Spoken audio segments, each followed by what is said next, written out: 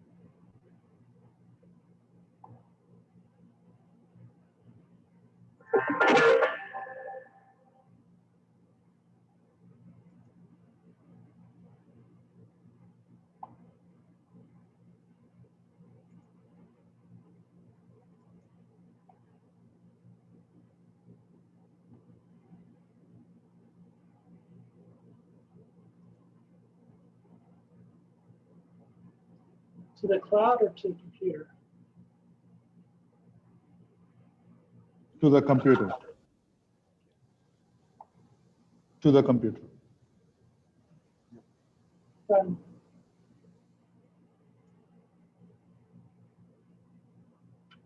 All right, we'll be starting very soon. Please be patient.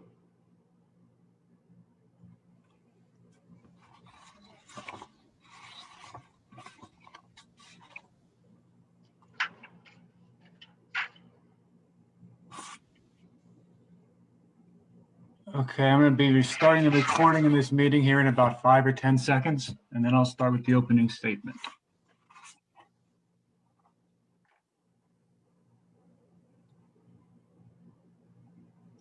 I'll be starting recording right now, as long as you let me. I think Jamie already started recording. Okay. Okay. Hello, this is the opening statement for the virtual public hearing for the proposed amendments to the Allegheny County Health Department Rules and Regulations, Article 21, Air Pollution Control, and a corresponding proposed amendment of the Allegheny County's portion of the PA State Implementation Plan. It's Wednesday, January 20th, 2021 at 5 p.m. This is being conducted through Allegheny County Health Department Zoom meeting. Good evening. This is the date, time, and virtual location set by the Allegheny County Board of Health for a virtual public hearing on the Allegheny County Health Department's proposed amendments to the department's rules and regulations, Article 21, Air Pollution Control, and the corresponding proposed amendments to the county's portion of the Pennsylvania State Implementation Plan, also referred to as the SIP. My name is Dean DeLuca. I'm a manager for the Health Department's Air Quality Program. I'll be chairing this hearing on behalf of the Allegheny County Board of Health. The proposed regulation revisions and the related SIP amendments that are the subject of today's hearing involve revising Section 2105.21, coke ovens and coke oven gas, with associated changes to Sections 2101.20, definitions, changes to Section 2109.01, inspections, and changes to Sections 2107.01 through 2107.20 related to source testing methods, as well as other associated Article 21 sections. These changes will be submitted as an amendment to the Allegheny County portion of the Pennsylvania SIP as delineated in the documents. The Health Department will also take comment on the revised Allegheny County Source Testing Manual. The Source Testing Manual includes the methods for emissions testing and sampling of air pollution sources. This hearing is being transcribed. A copy of the official record will be available upon request. The public review period is open so that all written comments received by 4 p.m. Eastern Standard Time, January 21, 2021, along with the oral testimony to be heard at today's hearing, may be incorporated into the public record. Oral testimony at today's hearing will be limited to 3 minutes. A verbal notice will be provided when there are 30 seconds remaining, so the speaker is aware of their time, but the speaker will be muted at 3 minutes. All comments received, whether written or oral, will be fully considered prior to action being taken. All comments will be summarized together as responses from the Health Department and included in the final SIP revision. Public notice of today's hearing was published in the November 19th, 2020 legal notice section of the Pittsburgh Post-Gazette. The notice contained a summary of the SIP revision and advised the public where to examine copies and how to submit written comments. A copy of the proposed SIP revision is available on the Health Department's website under Air Quality Regulations and SIPs. There are a number of speakers that are registered to testify this evening. Our first scheduled speaker is, I'm sorry, Betty, I cannot read your last name because of the way the screen is set up.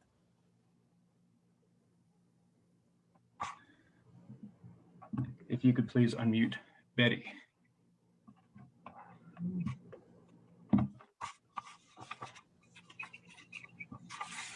Okay, we're having trouble with the phone numbers. I cannot unmute them. Rob, can you unmute all three of the phone numbers at the bottom?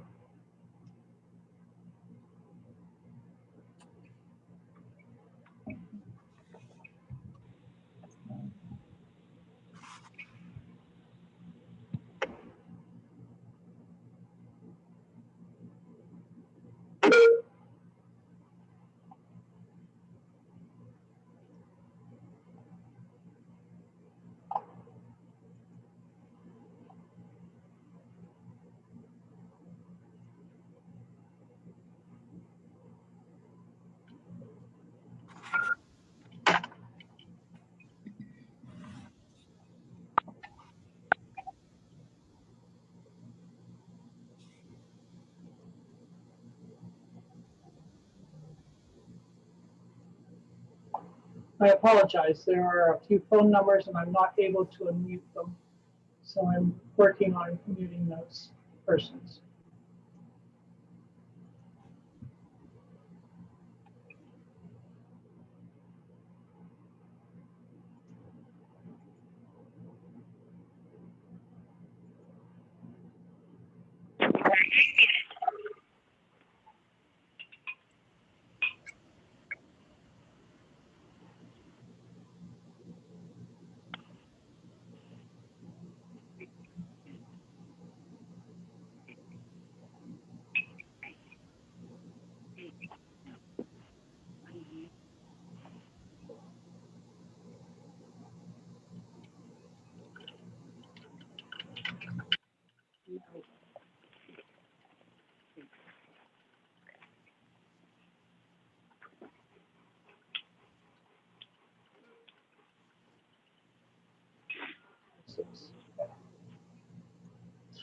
So Betty Mansour, can you press *6 and to unmute your phone?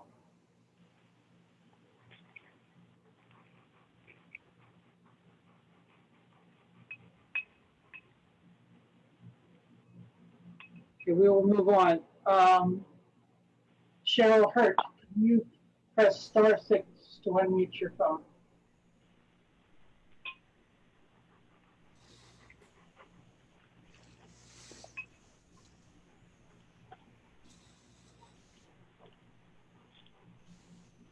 Cheryl Hurt, please press *6 and unmute your phone.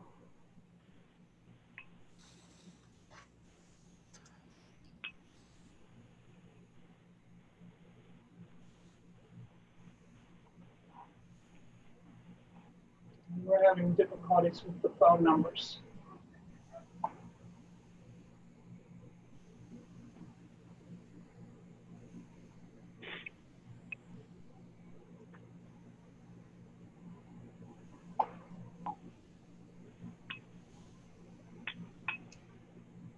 So I'm going to need your help on that. We're going to move on to Natasha Washington. You will please unmute. Everyone. I'm sorry, was my name called? Yes, please. You have 3 minutes. Okay. So, hello, Washington. I'm an environmental justice organizer for One Pennsylvania, and I'm also a long-term county resident. I came here today to express my support for Allegheny County Health Department's proposal to reduce sulfur pollution for the Clarendon Coke Works. As a local environmentalist, I've seen and dealt with many air pollution issues, but this one is by the worst that I've dealt with. As a little girl who had asthma, I can remember going to my father's house in the summer and suffering a burning sensation in my nostrils due to the overwhelming smell that I would smell in the air. It kind of saddens me today to know that even as an adult, going out into the Clarendon area, that burning sensation still happens when I smell the air with the, rotten smell that is kind of unbearable sometimes. In the past 2 years, I've seen this community have to deal with harmful fires, many code orange days that affect the vast majority of residents who have respiratory issues, and a severe lack of from U.S. Steel, who pays millions in fines instead of investing in new equipment that could reduce the emissions or investing in the community that they are harming. I read that the Allegheny County Health Department's mission is to protect, promote, and preserve the health and well-being of all Allegheny County residents, particularly the most vulnerable. This mission seems to have failed Clarendon because not only have they not been protected for many years as a vulnerable community, but their health has been put secondary to a company that has shown time and time again that they are not concerned with the effects that they're having on the community's health. Even though I am in full support of this step in the right direction, I hope to encourage you all that this should not be the only step. This is a long-term issue that has been going on, and there needs to be a long-term commitment to go with that. And if this mission statement is true, I trust that you all will ensure that this effort to improve air quality and health in the Mon Valley area will not stop until residents' environment is healthy and livable. I thank you all for your work to address the issue and look forward to supporting more efforts like this in the future to deal with this air quality issue that has been a detriment to these residents for way too long. Thank you. Hello. Hello. Next speaker will be Cheryl Hurt. Oh, thank you. I've been pressing *6 to be unmuted. Can you hear me? Yes, we can. Okay. My name is Cheryl Hurt. I live in Clarendon. I was born, raised, reared here in Clarendon. In fact, I go all the way back to the era where we had soot and you had to shake your sheets out to get the black soot out.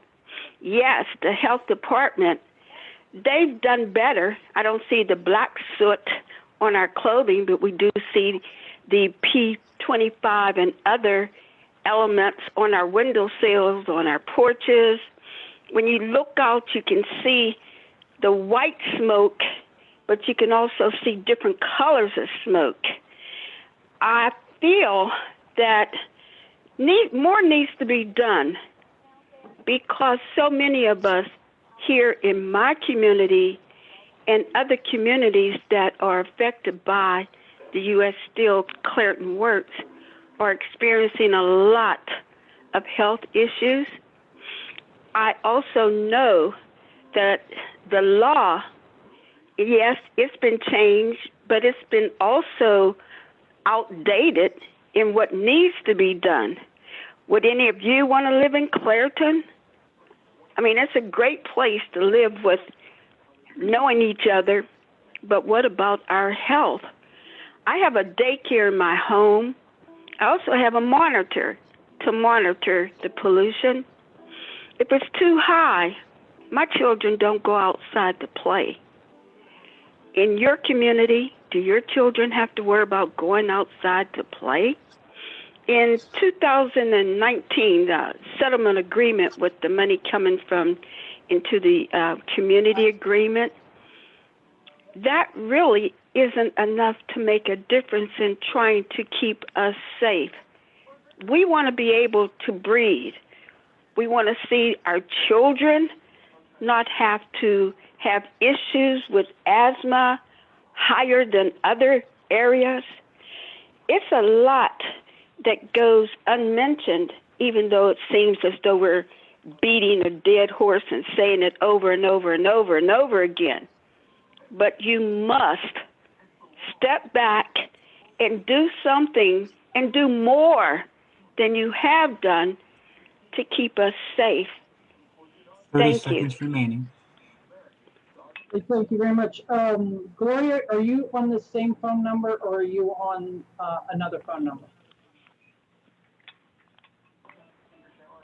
Okay, we're going to go back to Betty then. Betty? Hi, my name is Betty Ramsher, and I am a longtime resident of Clairton.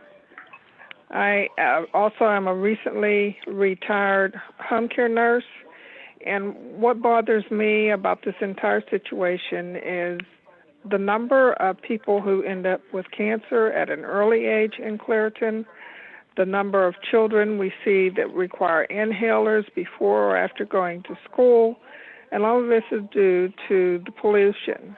Now, I understand that some moves have been made, but what normally happens is the people make some moves, and the group of people that are in Clairton become a little bit complacent, and then they just drop it. Nothing else happens after that. It's just that we're losing too many people at a young age, and I fear for the generation that's 2 generations behind me, because all they are going to know is the difficulties that we have had with the pollution. So, and what I'm saying is, I think that it's great that you're doing something. My hope is that you will continue this push and not let it fall down. Thank you. Okay, thank you. Gloria, if you could press *6 to unmute.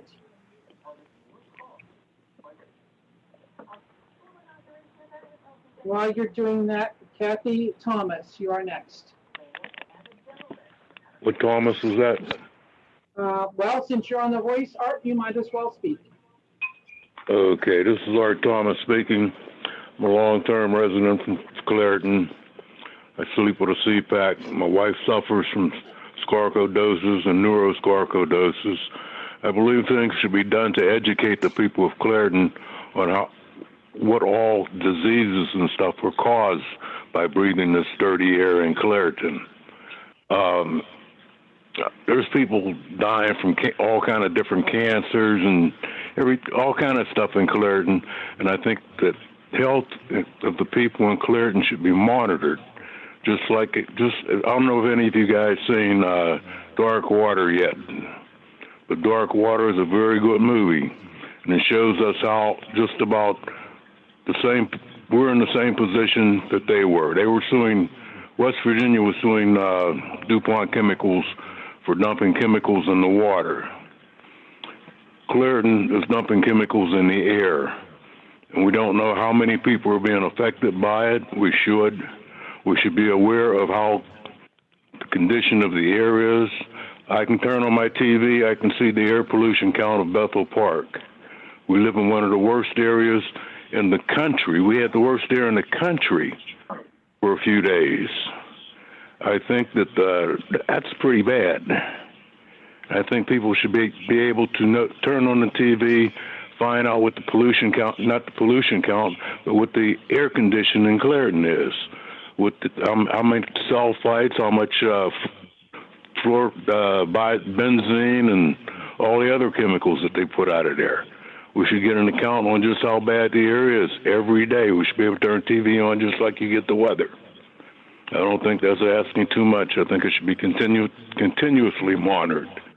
And by the way, is Jamie Graham online? Because, well, she's not online again. But VCAN has been trying to get some resources for the city of Clairton. I've been asking for information, to get information on the conditions in Clairton and how we can get money from the health department that you guys have for us, I believe. We don't know how to access it really like we should. I'm done. I hope you guys all watch Dark Water. It's on TV. It's a very interesting movie, and I think it's people there were in the same position the people in Clairton are today. I'm done. Thank you. Thank you. Kathy Thomas, you have 3 minutes. I'm Catherine Thomas. I've been living in Clairton most of my life. I have sarcoidosis and neurosarcoidosis, and I just had a stroke in April. I think neurosarcoidosis caused my stroke. we need to do something about putting all these chemicals on the air, making people sick.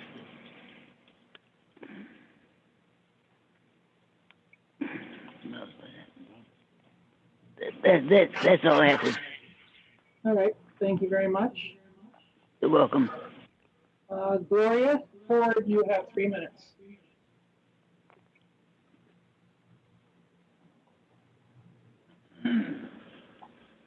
Gloria? You need to press *6 to unmute.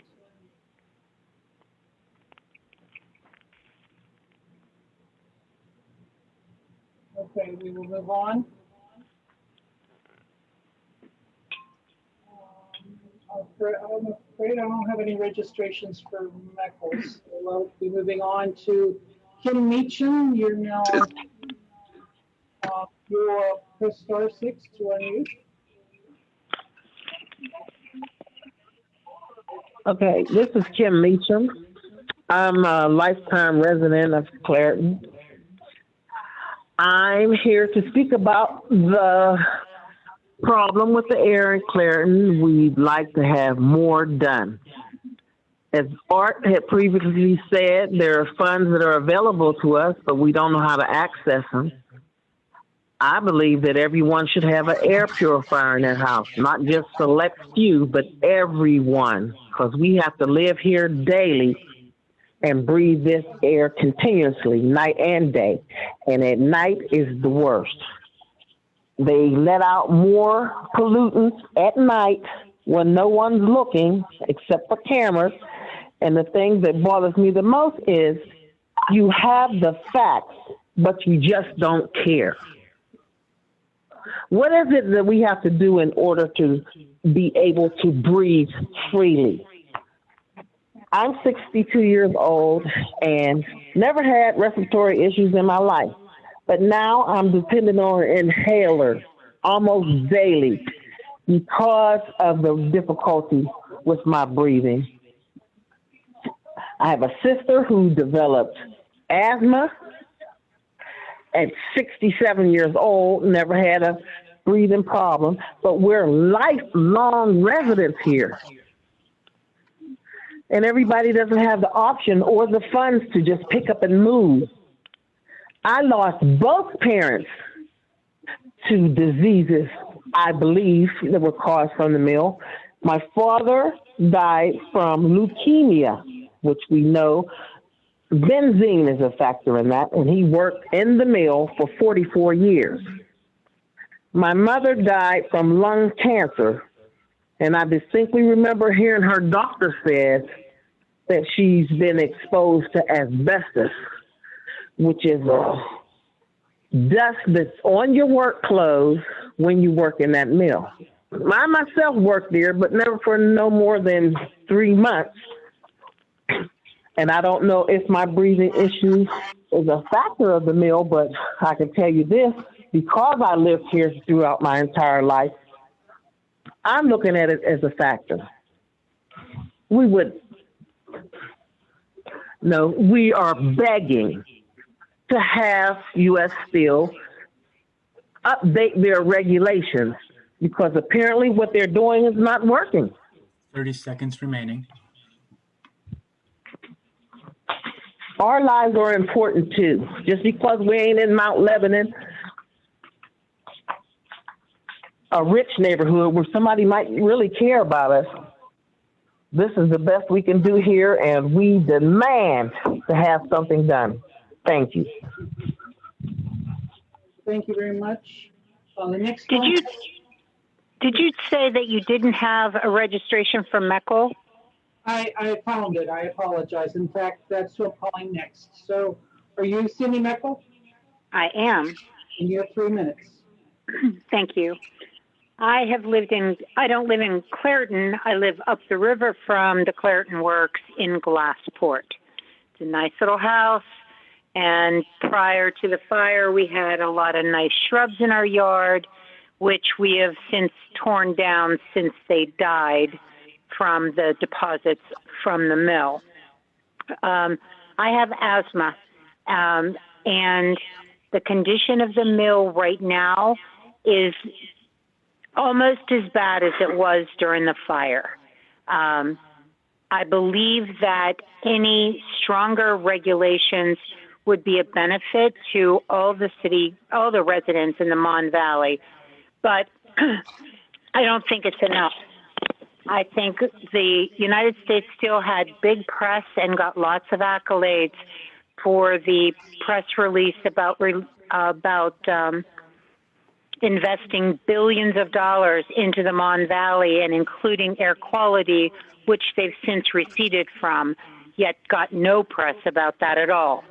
I think every regulation needs to be examined closely, and a defiant no needs to be given to them for any relaxation of those regulations as it comes down the pike, as they continue to ask for additional particulates or the ability not to measure the stack or, all the other requests that they've made. There are times in which we cannot go outside.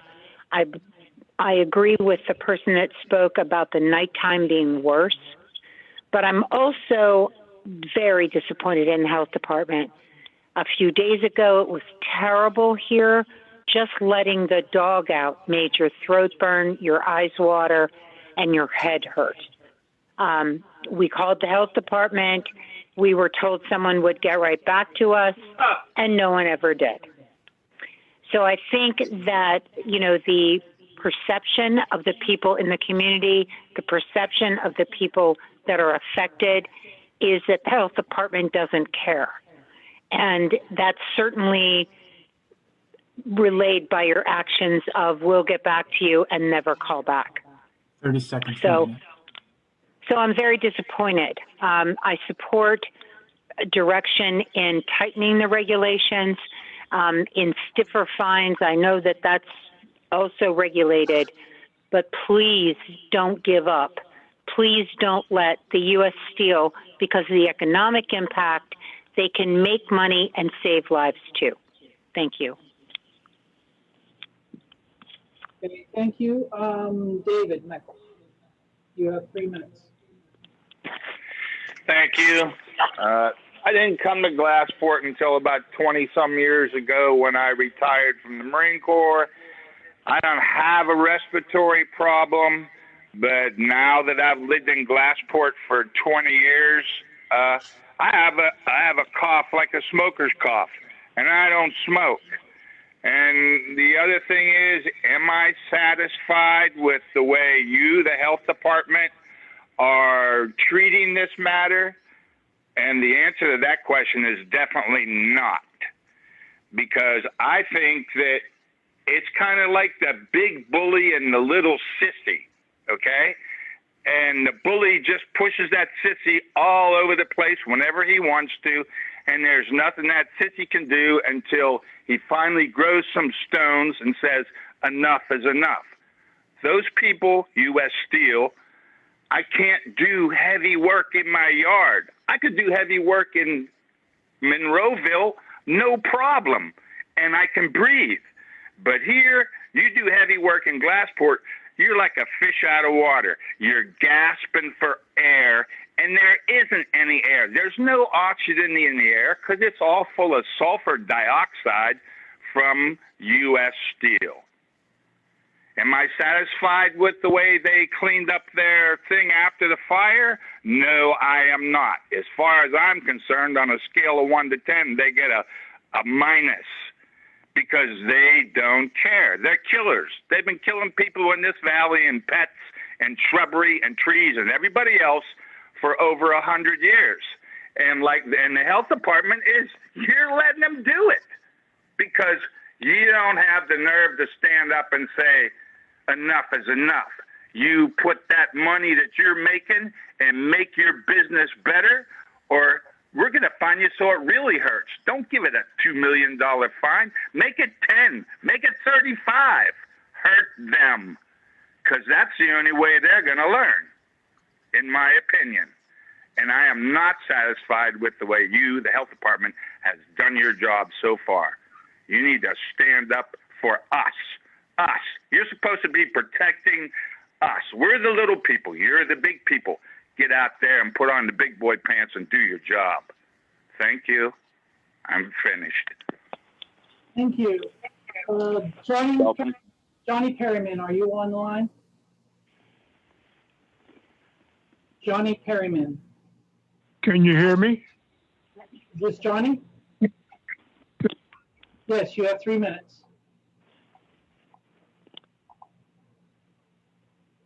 We may have lost you. Johnny, I do not hear you. Can you hear me now? Yes, you have 3 minutes. Okay. My first trip down to the Allegheny Health Department to testify, one of the things I said, and I was wearing a mask then before other people were wearing them, was that I asked who was going to file charges against United States Steel for my death, for murdering me. And a few months after that, I thought that time had come. I was laying in the hospital. They were chopping my chest open, putting pumps in my heart, running wires out my side. Everywhere I go now, I have batteries on both sides. I plug into the wall at night. And the state constitution says that all the citizens have a right to clean air. Not to a clean air sometime or maybe right, but we have a right to clean air. I appreciate what you're trying to do. One of the things in the coal carbon regulations is you give them to the year 2025 to reach a certain standard of emission, and this is a standard that they are required to do today. Well, 2025 is fine, but I'm treading water in the middle of the ocean. I was just in the hospital again December 25th for 5 days, and for me it is a question of life or death. They've had years of profit, and they've had money to be able to address these issues. On days I have doctor's appointments, I try to go to get this to address the pollution problems that's caused my body, and half the time the air is so bad I have to cancel the appointments. When you say strenuous activities for people of my age and in my medical condition, strenuous activity for me is walking out my house, walking to my car, putting my walker in the car, getting in the car, and by the time I'm sitting in the car, I got a rest for a half hour. I violated my maximum as far as strenuous activity is concerned. So I'm not supposed to do that even when the levels are yellow or moderate. I'm 77 years old, and January 13th, 14th, and 15th were bad air days for me. And just because January the 16th had good air, don't mean that all that bad air left my system. I was still sick. I appreciate you trying to make things better for us, but I'm treading water. I can't wait too much longer. I thank you very much, Johnny Perryman from Clairton, Pennsylvania. Thank you, Johnny. Next speaker is Janice Smith. Janice, are you online?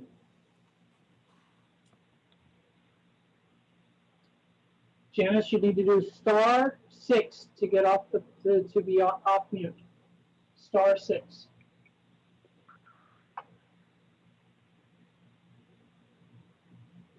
Okay, Gloria Ford, are you online?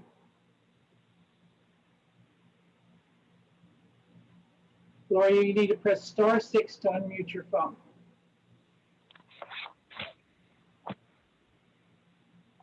Gloria, is that you?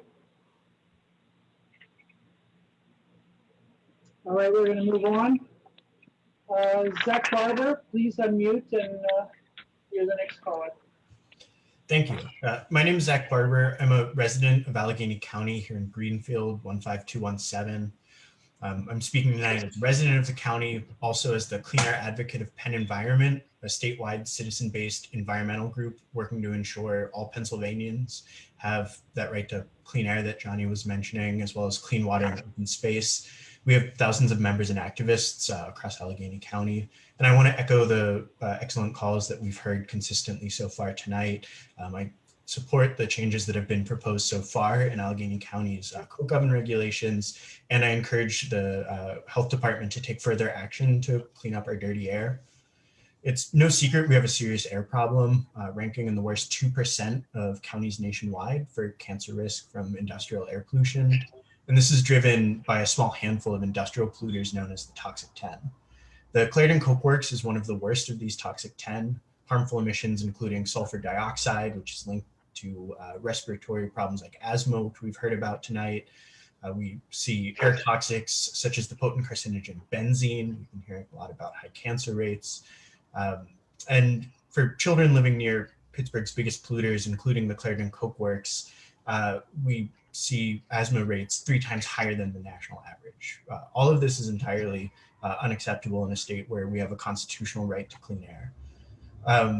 It's good that the county is proposing to strengthen inspection procedures and clarify pollution limits. These are a step in the right direction that will make it easier to catch illegal pollution when it happens and to hold the company accountable. But to fully protect the health of residents here in Allegheny County and to clean up our polluted air, I encourage the health department to take further action to reduce these levels of dangerous air pollution spewing from the plant and to better protect the residents. So for instance, I encourage the health department to set stronger limits for things like benzene and fine particulate pollution from the facility. We also need to require US Steel to retire the oldest, most polluting Coke batteries, some of which are not only older than me, but likely about as old as my parents. And the county should also increase monitoring requirements for the facility so that we have a better idea of what is crossing the fence line of this facility to 30 seconds remaining. Air quality is healthy for all residents and catch illegal pollution when it happens. On behalf of Penn Environment, I thank the health department for taking steps to hold this polluter accountable, and I urge the health department to use every tool at its disposal to clean up this toxic facility. Thank you. Okay, thank you. The next speaker is Olivia Perfetti. Olivia, you need to unmute. Okay, can you hear me? Yes, you have 3 minutes. Great. Hello, my name is Olivia Ross Perfetti, and I live in Shadyside, zip code 15232. Thank you for the opportunity to testify today as a concerned resident of Allegheny County. So I was born and raised in Pittsburgh, and though I love our city, there's no denying that we have some of the dirtiest air in the nation. And this air pollution is not just the leftover legacy of the steel industry, but the product of current facilities like the Clarendon Coke Works that emit so much toxic pollution that our residents are suffering. My sister has asthma. Many of my friends growing up have had it too. And a girl I played soccer with passed away from an asthma attack a few years ago. My dad has a chronic lung condition that is getting harder and harder to cope with each year that passes. This is not acceptable. It is unconscionable that our leaders continue to prioritize polluters over people's health. This can't be the legacy that our leaders want to have for Pittsburgh or the future that they want to leave for my generation and those that follow. So I strongly support the proposed regulations on the Coke oven at Clarendon because they're a step in the right direction. They'll improve inspection practices and make it easier to identify and catch illegal pollution. But we also have to get to the heart of the matter, which is that the Clarendon Coke Works is emitting dangerous levels of unhealthy air pollution, and it's making people sick. So I also urge the county to take the next necessary step and set stronger health-based standards to reduce emissions at Clairton Coke Works and require fence line monitoring for harmful air toxics. Thank you. Thank you. Going forward, if you can hear me, press *6 to unmute.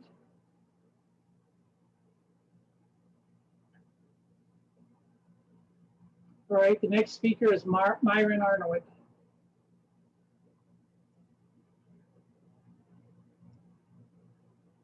Myron, please unmute.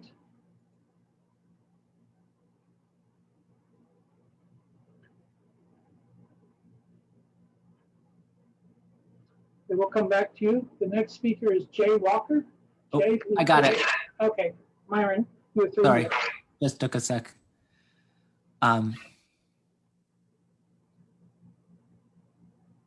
Okay, sorry about that. I'm just trying to get my statement up here.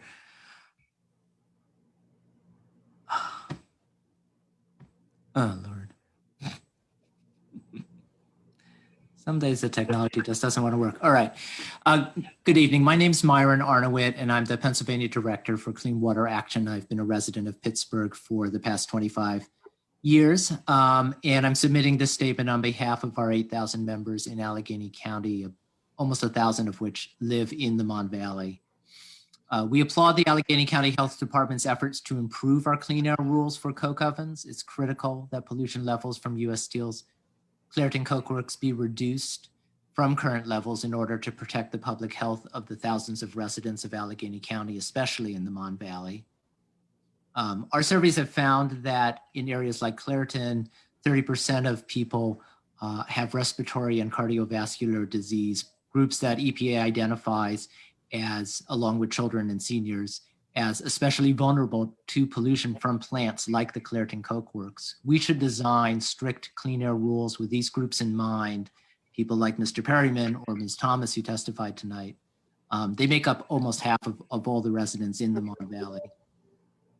U.S. Steel likes to tout how much they've improved their performance, yet it is clear they are still not able to give the community air that's safe to breathe. Just before Thanksgiving, we had a week of exceedances of both state and federal clean air standards. And this was with the plant running at low production levels due to the pandemic. At full production, dangerous air episodes like this would have been much worse. Residents won't be able to benefit from a stronger economy as we come out of the pandemic, if this means that the air is so bad that we won't be healthy enough to go to work or to attend school. We support ACHD's proposal to reduce sulfur pollution from the plant. Our only concern about this is that why there is the need to provide U.S. Steel with 3.5 years to meet a sulfur standard that should have already been in effect. We would urge a quicker timeline. In addition, there are many air pollution leaks from the coke ovens in Clairton that need to be addressed with stronger rules. There are batteries at Clairton that are almost 70 years old and still don't have to meet current air pollution standards. These batteries from the 1950s are allowed to put out 2 to 3 times as much pollution as current coke batteries. U.S. Steel needs to bring these batteries up to code if they want to keep making coke with them. How long are we going to grandfather U.S. Steel from clean air rules? 100 years, 200 years? Enough is enough. 30 seconds remaining. Residents are tired of the cycle of U.S. Steel violating rules, paying fines, and going back to business as usual. These new rules need to include a provision that requires individual coke ovens that fail multiple inspections should be idled until they are fixed. Only then will U.S. Steel care about this plant, the people who work there, and the people who live near it. Thank you. Thank you. Jay Walker, you have 3 minutes. Jake, can you unmute?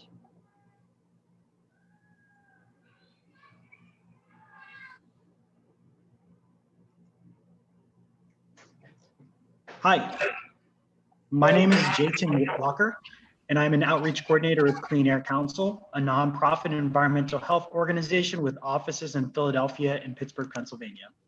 The council has been working to protect everyone's right to a healthy environment for over 50 years. The council has approximately 35,000 activist members, including many in Allegheny County. Air pollution in Allegheny County is extremely important to the quality of all residents of our county. This is particularly true for the communities that reside close to the Clairton Coke Works. As a result, I urge the Allegheny County Health Department to strengthen the proposed coke oven and coke oven gas regulations so that they protect the health of our residents as much as possible. There are many aspects of the proposed regulations that could be improved. While the proposed regulations will lower the emissions limitation for hydrogen sulfide, they do not expressly address other major pollutants associated with coke ovens, including fine particulates and hazardous air pollutants, including coke oven emissions. It is the understanding of the council that the lowering of the emissions limitation for hydrogen sulfide would correct a previous calculation error in the current regulations. As for codifying state and federal regulations, those regulations should already have been enforced. ACHD must do more to protect public health, and it should not abdicate its regulatory authority to adopt more stringent emission standards under a 2019 settlement agreement. Not only is it immoral for the health department to negotiate away its authority to protect health, it is also unlawful. In addition, emission standards could still be made more stringent and still be consistent with the 2019 settlement agreement. Instead of refusing to make emission standards for fine particulates more stringent, ACHD should reinstate proposed requirements set forth in its first draft regulations in 2018. In addition, ACHD should require improved work practice standards for coke ovens, including criteria and standards for repairing and replacing equipment. This should include requirements for addressing leaks and fugitive emissions from door areas, charging ports, off-take piping, pushing, combustion stacks, and soaking. ACHD should look outside the county for developments in work practice standards and coke making technologies that would further protect the health of Allegheny County residents. Lastly, the terms of the 2019 settlement agreement between the Health Department and US Steel would not prevent the Health Department from adopting new inspection requirements. Inspections are not emission standards.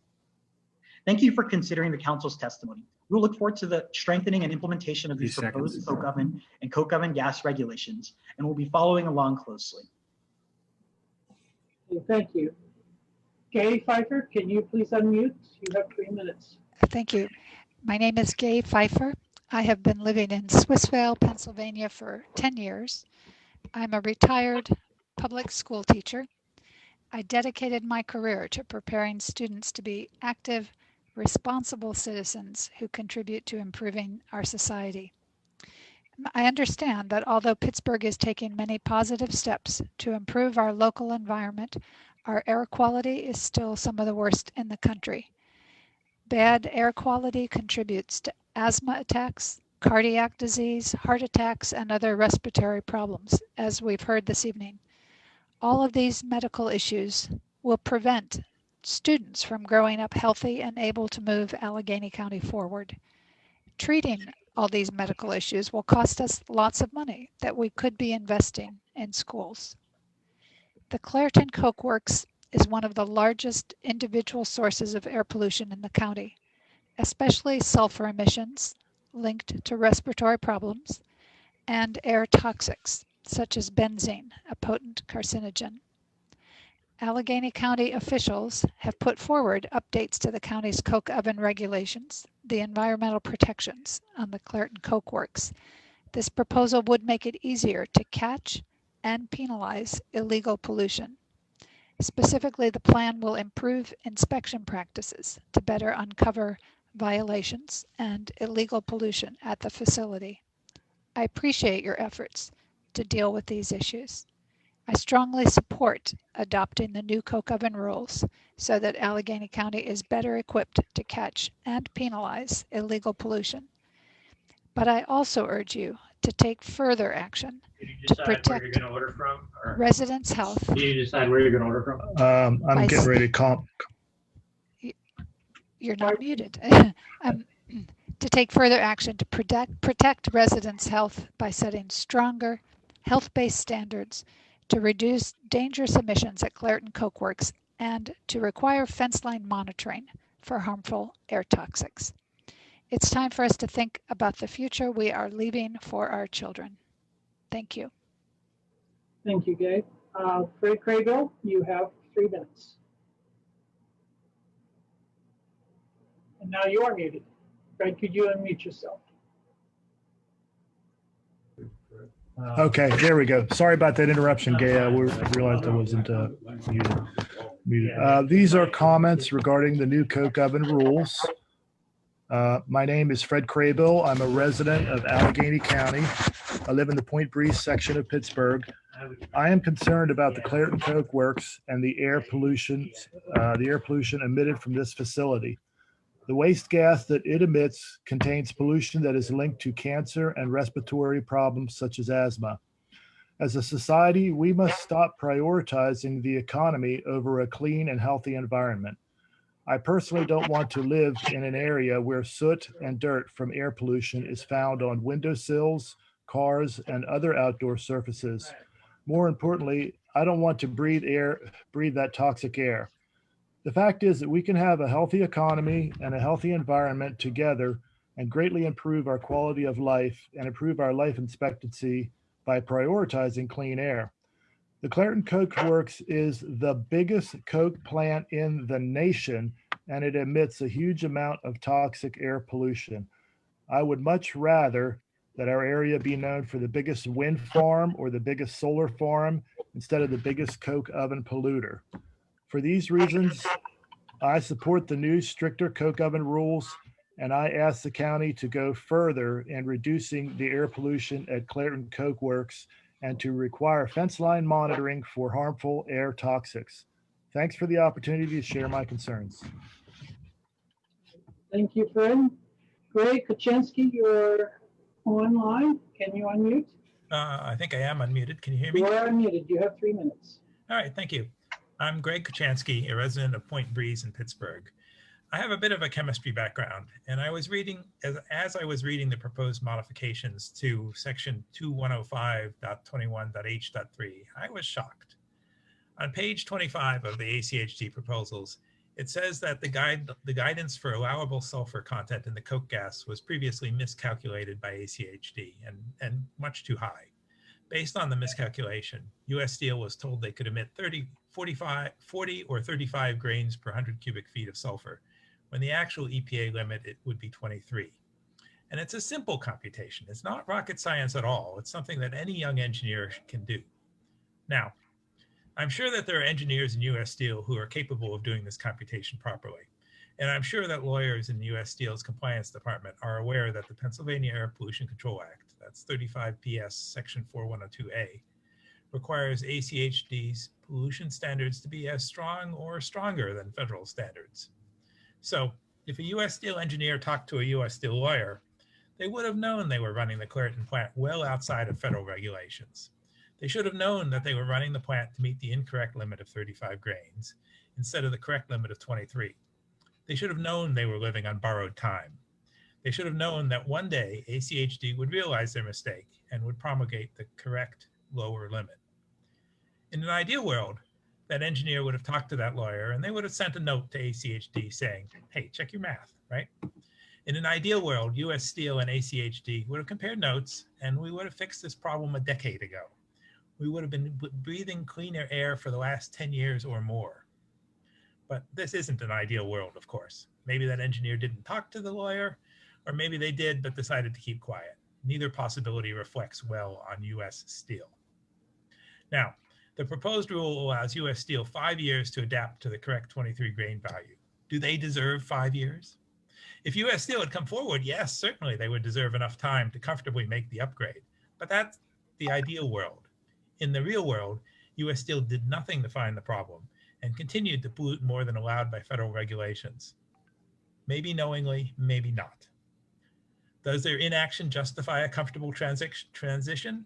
Does US Steel's inaction mean that the citizens of Pittsburgh should wait 5 more years for cleaner air? I think it's incumbent on US Steel to move as fast as possible. It's not rocket science. If SpaceX can work wonders in a year or two, why does US Steel need 5 years to catch up with federal standards that they should have met years ago? Thank you. Thank you. I suggest that ACHD and US Steel hire a third-party engineering firm to scope the work and derive the shortest possible schedule for meeting the There's only a few seconds left. All right, thank you. I do not see Victor Soul's name on the list. If I'm wrong, please send me a message in chat. I'm going to move on. Sanford Luba, can you unmute and give your testimony? Sanford. Thank you. You have 3 minutes. Yes, I am Sanford Lerba. I'm a resident of Allegheny County. We all want clean air to breathe. It is a basic right. I understand that the Clairton Coke Works has been violating the Allegheny County air quality regulations. However, the U.S. Steel lawyers have given the county the runaround on these things. Now the county is revising the rules, so now they will be crystal clear so that we can breathe crystal clear air. Thank you. Thank you. Rachel Filippini, you're next in line. Can you unmute and give your testimony? Thank you. I've unmuted. Good evening. I'm Rachel Filippini, the director of the Group Against Smog and Pollution. These verbal remarks are in addition to the more extensive and technical comments we will be submitting tomorrow. For years now, we've implored the Allegheny County Health Department to do more to control emissions coming from the Clairton Coke Works that cause malodors and are linked to asthma, heart attacks, cancer, and myriad other health problems. We know, for instance, that emissions from the Clairton plant regularly contribute to exceedances of Allegheny County's ambient air quality standard for hydrogen sulfide. The Clairton plant is the largest emitter of hydrogen sulfide in Allegheny County. Pennsylvania DEP air emissions reporting shows that Clairton Coke Works emitted about 156 tons of H2S in 2019. For some perspective, all other sources of H2S in Pennsylvania combined only emitted 59 tons.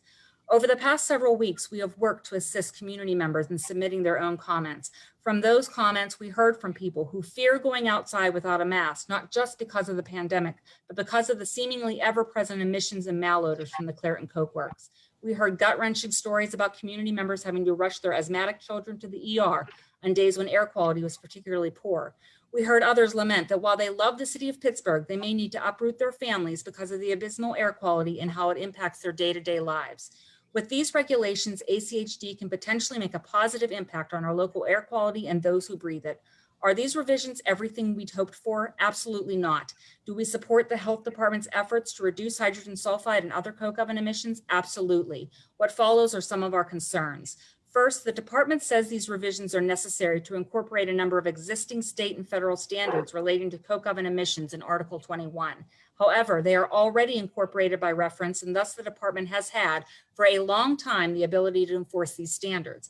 The quote unquote new limits on fugitive emissions are in fact existing limits, so any air quality improvements from them will depend on increased enforcement and compliance.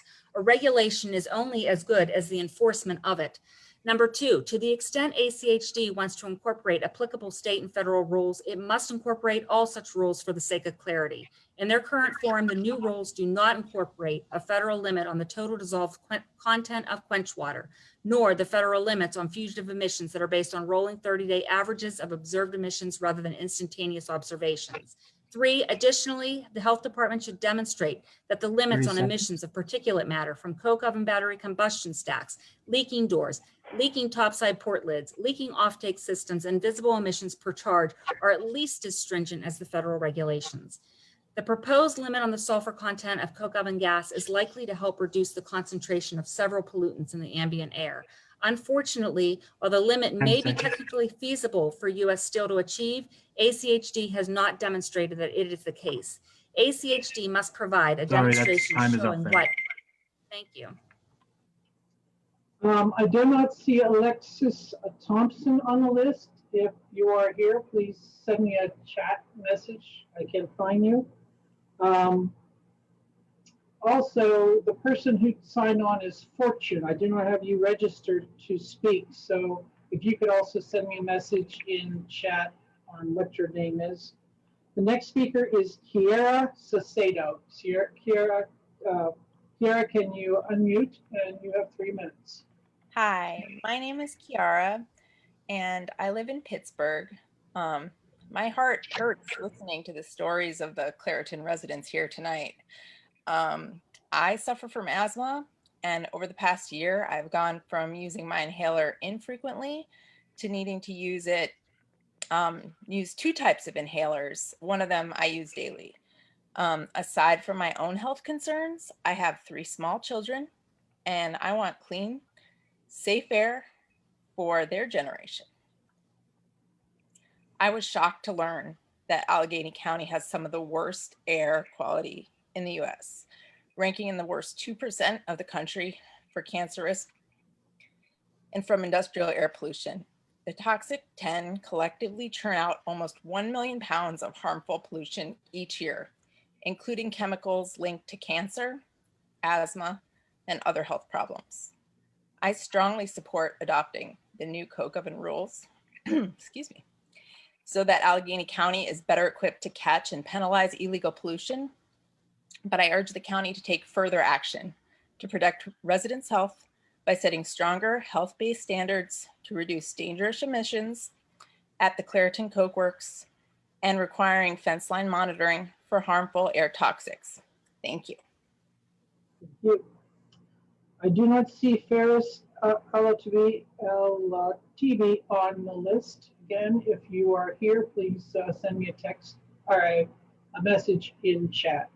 Next speaker is Joseph Mrtnz. Can you please unmute? And you have 3 minutes. Hello, my name is Joe Mrtnz. I wrote a short statement, so I'm just going to read off of that.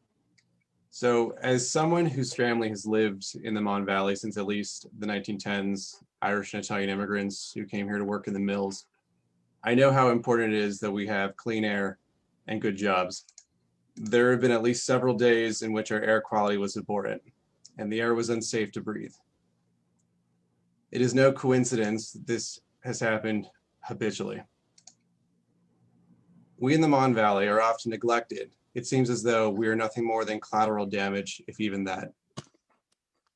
You know, in the mid-20th century, my grandfather, Edward Powers, a World War II veteran, lived in Braddock and worked at the Westinghouse plant in East Pittsburgh. He and other union members knew the importance of the jobs that industry provided to our commerce and community. However, this did not stop them from fighting for cleaner air. People here demanded sequestration to be used because we understood that having good union-paying jobs and clean air were not mutually exclusive. So we here in southwestern Pennsylvania are no stranger to demanding better. This did not mean that we needed to stop production, only that we needed and we wanted to be treated with dignity and have the ability to not only make a good income, but to be able to enjoy that income with breathable air, drinkable water, and a union protecting us. As someone who has lived in the Mon Valley their entire life and someone who hopes to remain here, I am humbly asking that the Allegheny County Health Department adopt these proposed coke oven rules and take additional steps to cut emissions to make sure that we have the best air quality possible. Thank you. Thank you. Brooke Nigger, again, I do not see you on the line. If you are here, please send me a chat message. The next speaker is Amy Scanlon. Amy, can you unmute? And you have 3 minutes. Hi, my name's Amy Scanlon and I live in the city of Pittsburgh. I'm here today because I'm deeply concerned about the quality of our air. I grew up in Penn Hills, but was living in Washington, D.C. when I met my husband. After our wedding, we wanted what many married couples want, a home of our own. Buying a house in D.C. was out of reach based on our salaries and our nonprofit work, so we considered lots of places and ultimately settled on coming home to my home city of Pittsburgh. When I lived in D.C. and elsewhere, I was constantly telling people how Pittsburgh was no longer the smoky city. Little did I know that just because I don't always see the smoke, that doesn't mean the air is safe. A few years after returning, after we had proudly moved into the house we bought, I was diagnosed with adult onset asthma. I'll never forget when my husband looked at me across the kitchen table in our new home and said we might need to move to protect my health. My heart sank. I take daily medication to control my asthma, and I can limit my exposure to cigarette smoke and reduce dust in my home. But for the quality of the outside air, I am at the mercy of every polluter in the county, and Clairton Coke Works is among the worst. The toxic Clairton Coke Works is one of the largest individual sources of dangerous emissions, including sulfur emissions linked to problems like asthma and toxics like benzene, which are carcinogenic. And Clairton Coke Works routinely and consistently violates emission standards. In June 2019, Clairton Coke Works paid a $2.7 million settlement for violations going back to 2018, but that didn't stop them. They violated standards again from April 2019 to September 2019 and were fined $800,000. That didn't stop them. They racked up another 340 violations between October 2019 and March 2020 for a fine of $360,000. The toxic Clairton Coke Works would have you think they're getting better at controlling emissions. For example, they bragged about a record-breaking month for environmental compliance in April 2020, but excuse me if I'm not impressed. At that time, their plant was functioning at lower capacity due to the coronavirus pandemic. Clairton Coke Works is better isn't good enough, and the Allegheny County Health Department's interventions come too late. What I'd really love is for the health department to come in and shut things down when violations are detected. 30 seconds. That doesn't look like it's going to happen. I'll take the next best thing. I strongly support the health department implementing measures to catch and penalize illegal pollution sooner, including stronger health-based standards to reduce emissions and fence line monitoring. I'll have asthma for the rest of my life because there's no cure, but the quality of my life will be better if ACHD implements stronger control mechanisms. Thank you. Thank you. The next speaker is Stvn Mrtnz. Stephanie, you have 3 minutes. Hello, my name is Stvn Mrtnz, and I live in Edgewood. I've lived in Edgewood for 25 years. I have no way of knowing exactly where the stench I smell when I leave our home is emanating from, but I can tell you what it smells like: sulfur. Sometimes like sulfur mixed with something vaguely industrial, like exhaust fumes. I don't smell it every day, but some evenings or mornings when I take the dog for a walk, when I open our front door, the air is so foul, I think that the devil himself must be on our doorstep. On warm nights, on occasion. Hello? Can you hear me? Hello? Archer, you're not on yet. I'm going to mute you again. Can you hear me? Yes, we can hear you. Yes, Stephanie. Go ahead and continue, Mark. Stephanie. All right, now we have lost you. What has happened here? Okay, Stephanie, I'm going to ask you to unmute. Yeah, I just did. I'm sorry. I was having trouble unmuting. Okay. Should I start over, or did you hear my testimony? Please start over. Okay. My name is Stvn Mrtnz. Can you hear me? Yes. Yeah, okay. My name is Stvn Mrtnz, and I live in Edgewood. I've lived in Edgewood for 25 years. I have no way of knowing exactly where the stench I smell when I leave our home is emanating from, but I can tell you what it smells like: sulfur. Sometimes like sulfur mixed with something vaguely industrial, like exhaust fumes. I don't smell it every day, but some evenings or mornings when I take the dog for a walk, when I open our front door, the air is so foul, I think that the devil himself must be on our doorstep. On warm nights, on occasion, I'm awakened from my sleep by an evil reek that forces me out of bed to frantically close our open windows. This poisoned air burns my eyes and throat, gives me headaches, and turns my stomach. I wonder how it affects our young neighbors and the birds, squirrels, and other wildlife who make their home in our yard. Whether it is U.S. Steel's Edgar Thompson's plant or their Clairton Coke Works that are responsible for polluting our air, or some unholy combination, I applaud the Allegheny County Health Department's proposal to improve inspection practices at the Coke Works. The Clairton Coke Works is, after all, one of the largest individual sources of sulfur emissions in the county, as well as a major source of benzene and particulate matter. But sadly, improved inspections are not enough to make our air safe to breathe. The ACHD should be setting stronger pollution standards and requiring fence line monitoring at these plants, because U.S. Steel has been abusing the hearts and lungs of the residents of Allegheny County with impunity for far too long, which is painfully obvious from the previous testimony. Thank you for your attention and your willingness to address this issue. Thank you, Stephanie. Next person is April Placera. April, your 3 minutes. Hi, I'm here. Thank you for the opportunity to testify. I am a resident of the Greenfield neighborhood of the city of Pittsburgh. At times, my neighbors and I can smell sulfur very badly, and on those days, there is lots of talk about it on nextdoor.com.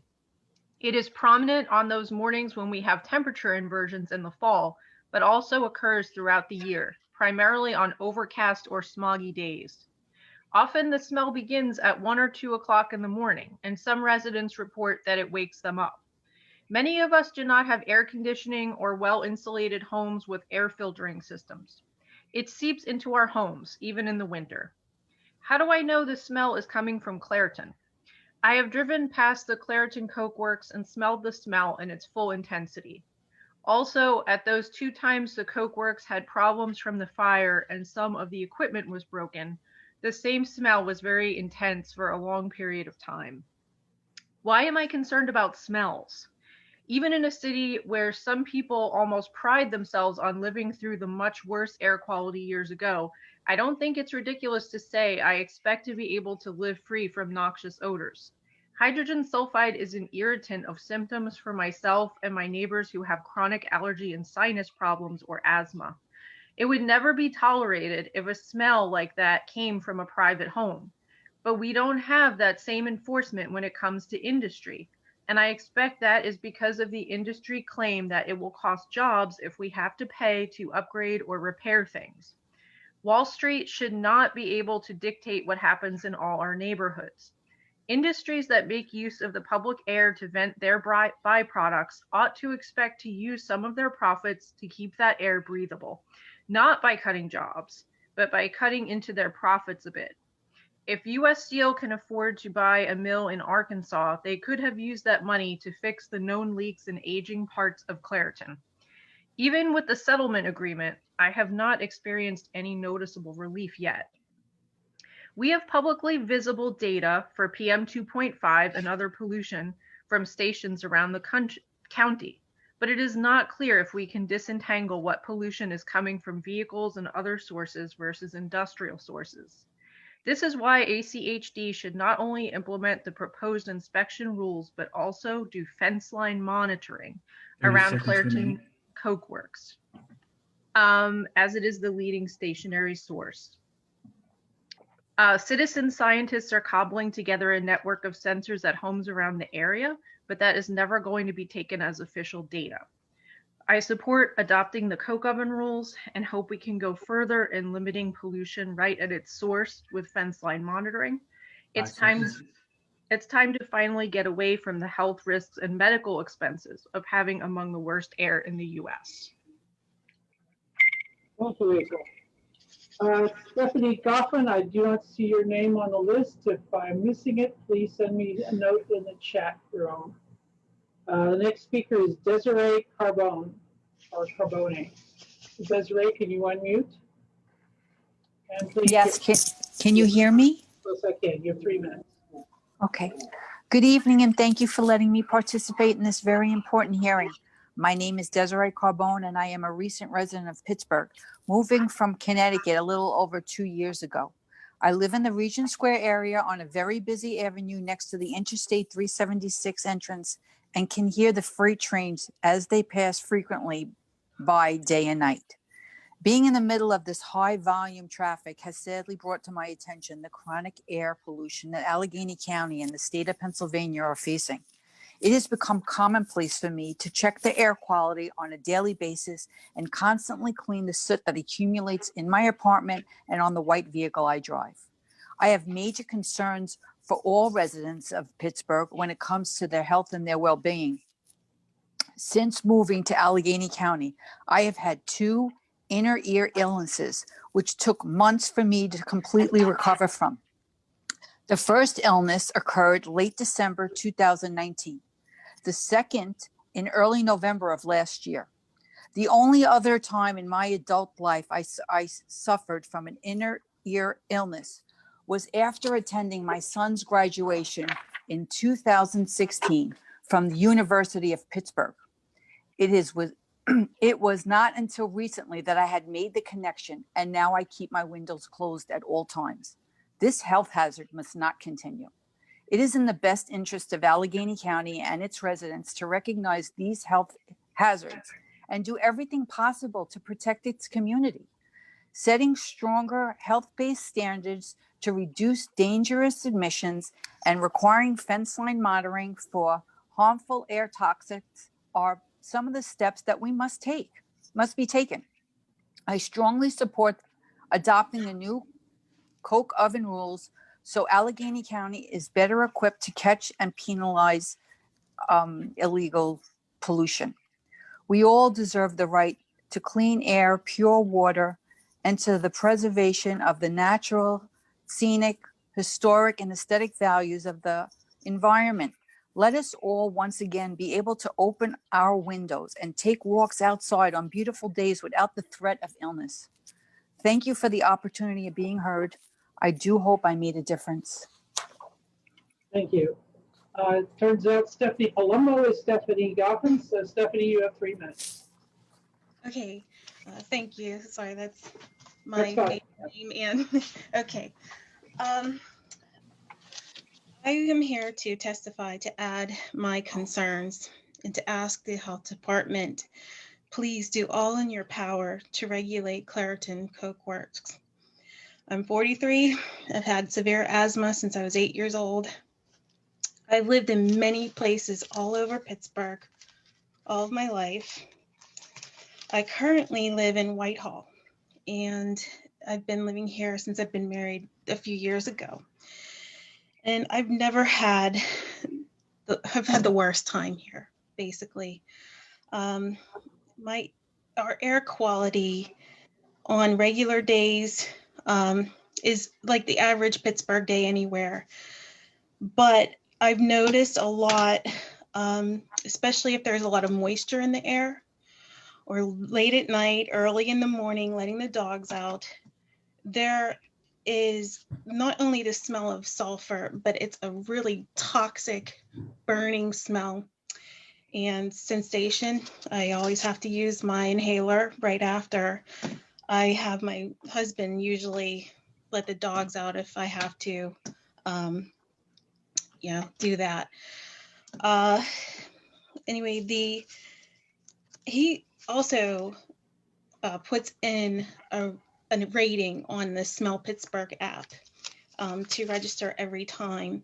And this year, especially, we've had more of the highest ratings ever. So that they say it's better this year is really unbelievable to me. It's getting worse and worse. It's getting to the point where it's 2 to 3, sometimes 4 nights a week. We're noticing also that even in the summer, if it's late at night, we can't even have the windows open at all. We bought air cleaners. We have lots of trees around our house. We can't have any more trees in our yard. We can't have any more plants in our house. So I'm really concerned. And like I said, I've always had problems here in Pittsburgh, but nothing like here in Whitehall in these past few years. And it's amazing. I go to other cities and visit bigger cities, and I have less trouble breathing. So if there's anything else that I can do, I'm used to bothering politicians. Just please let me know. I would be glad to do anything else. Thank you. Okay, thank you. Erin Copeland, you are next. You have 3 minutes. Hi there. Can you hear me? Yes. Wonderful. Hi, folks. My name is Erin Copeland, and I live in the Highland Park neighborhood in the city of Pittsburgh. I am speaking to you today because I'm concerned about my family's health and the terrible impact that dangerous air pollution has on people's quality of life. Here in Pittsburgh, we are known as a sustainable city, as a place that people want to move to. And I honestly have considered leaving town because of the kind of impact that the air quality could have on my child's life. And so I implore the county health department to make improvements along those lines. Allegheny County has some of the worst air quality in the US. It ranks the worst 2% of the country for cancer risk from industrial air pollution. The Clairton Coke Works is one of the largest individual sources of these dangerous emissions, especially sulfur, which is linked to respiratory problems like asthma, and air toxic, like benzene, which is a carcinogen. Allegheny County officials have put forward updates to the county's coke oven regulations, the environmental protections on the Clairton Coke Works, and their proposal would make it easier to catch and to penalize illegal pollution. Specifically, the plan would improve inspection practices to better uncover violations and illegal pollution at the facility. And this is a step in the right direction, yet it doesn't really address the heart of the matter, the dangerous levels of unhealthy air pollution spewing from the plant. I am calling on the county health department to take further action to protect the health of residents by setting stronger health-based standards to reduce dangerous emissions at Clairton Coke Works, like fine particulates, sulfur, and cancer-causing benzene. Please require fence line monitoring for harmful toxic like benzene to identify health risks and catch illegal pollution if and when it occurs. I strongly support adopting the new coke oven rules so that Allegheny County is better equipped to catch and penalize illegal pollution. I also urge the county to take further action to protect residents' health by setting stronger health-based standards to reduce dangerous emissions at Clairton Coke Works and requiring that monitoring for harmful toxics. I appreciate the time and I appreciate you listening. I also would really love to see more action on this front. Thank you. Thank you.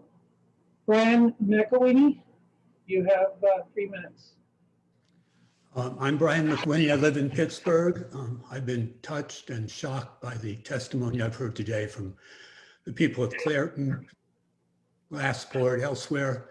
And I've been impressed by how absolutely unanimous the testimony has been that we need to do something. The Clairton Coke Works produces more air pollution than all the cars and trucks in Allegheny County combined. With a continual record of hundreds of violations, the operation of this facility is dragging down the health and the future of our county. The revised regulations from the health department are a positive step, but they are designed only to bring the facility into minimal compliance with federal standards. We need much more than this. Comparisons of this aging facility with state-of-the-art facilities in Slovakia, for example, shows how far behind we are in terms of the use of modern emissions control for each of the byproducts of making coke. The ACHD must force US Steel to immediately decommission batteries 1, 2, and 3, initiate fence line monitoring, and require installation of state-of-the-art emissions control and recapture systems for each of the byproducts of coke making. The Clairton Coke Works is the largest producer of coke in our country. It is in our national interest to continue to produce steel, but we should be doing this right. ACHD must recognize how terribly backward this aging facility has become. We need more than just Band-Aids. ACHD must demand a fundamental rebuilding of the facility. At some point, we have to ask exactly who in ACHD is blocking these changes. Thank you. Thank you. Next speaker is Michael Rhodes. Mike, can you unmute? And you have 3 minutes. Good evening. My name is Michael Rhodes, and I'm the plant manager at the Mon Valley Works Clairton plant. And for those of you with video this evening, you can see that I'm speaking to you from C Battery, the newest, most technologically advanced metallurgical coke battery in North America. US Steel's Mon Valley Works is an integrated steelmaking operation located in Allegheny County and serving customers in the appliance, automotive, metal building, and home construction industries. And I am privileged to lead the team of over 1,200 hardworking men and women that are committed to making US Steel's Clairton plant the best coke plant in North America. Tonight, the Allegheny County Health Department is considering proposed regulations that will change the standards for coke ovens in Allegheny County. Of course, the only remaining coke ovens in Allegheny County are those operated by US Steel's Mon Valley Works. US Steel has concerns with the process leading to the proposed regulations, and we have shared those concerns with the Allegheny County Health Department. Specifically, the company's concerns include the proposed regulations violate the 2019 settlement agreement entered into between US Steel and the County Health Department, by not following the process outlined in the agreement regarding new regulatory requirements impacting the company. The proposed coke oven regulations do not include fair, objective, consistent, and accurate test methods and observation procedures for monitoring performance. Adding the more stringent requirements without providing technical review and justification to warrant such a change is not how the regulatory process should be handled. Moreover, the Clairton plant already operates under the most stringent environmental standards for steel and coke operations in the United States.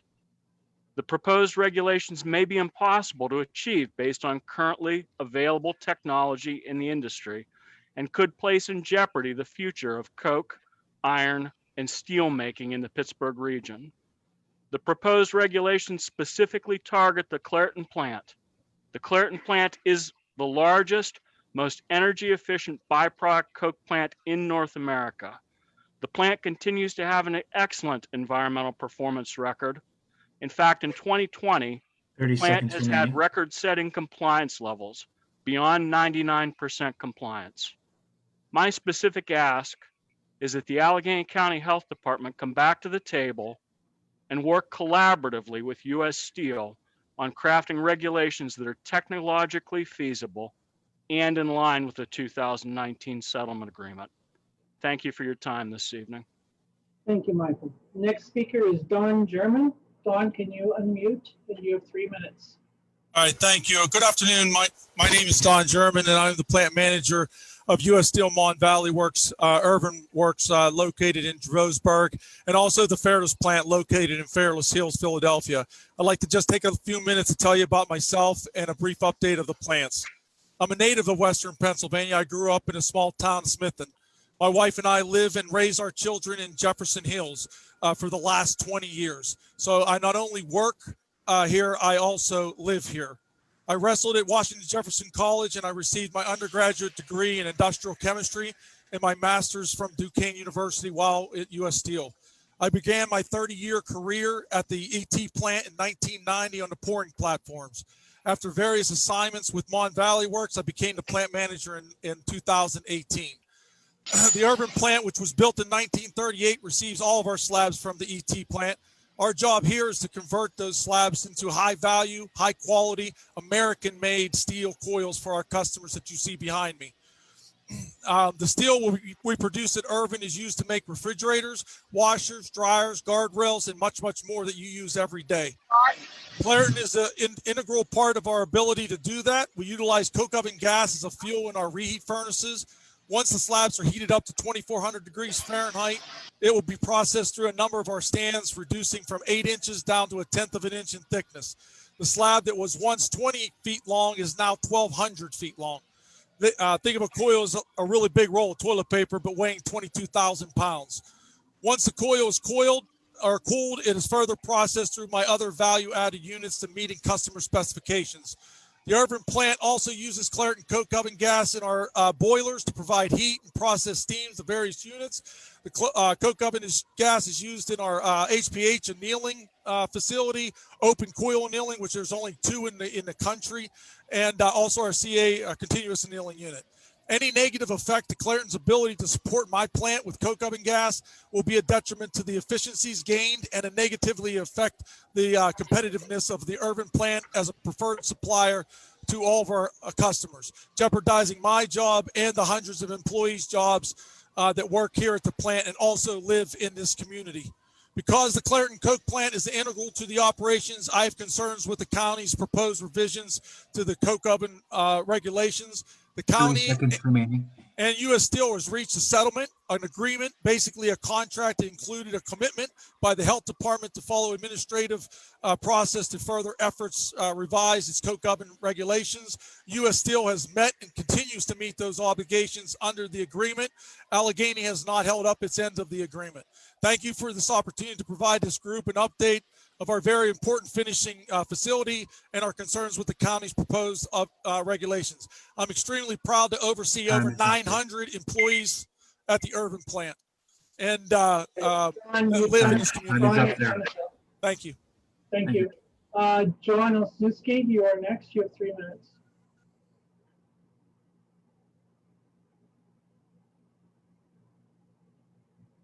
John? I may have muted you here. John, please unmute and you have 3 minutes.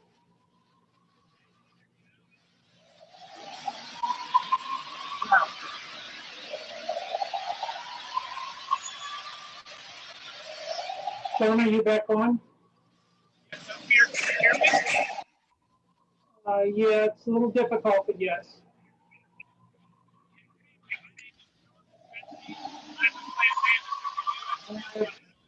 We really can't hear you.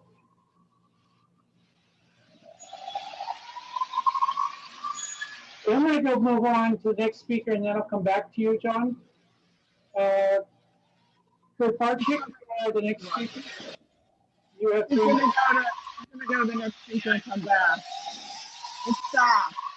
I think it'll.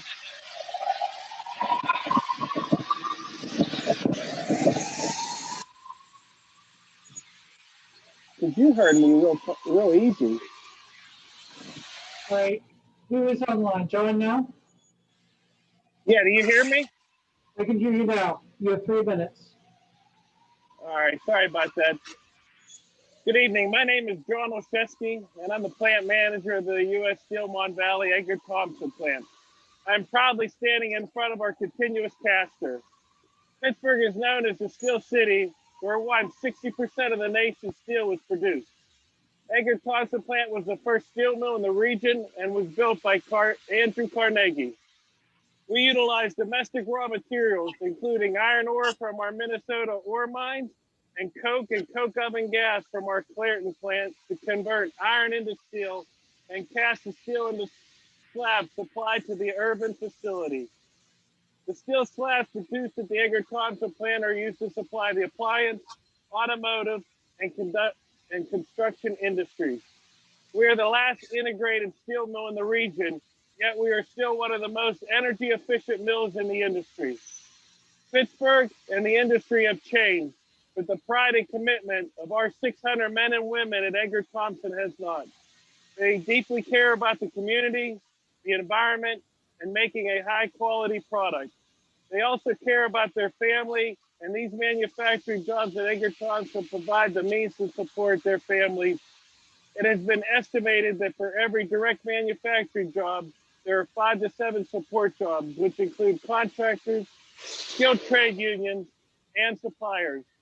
These are jobs the region needs, jobs the nation needs.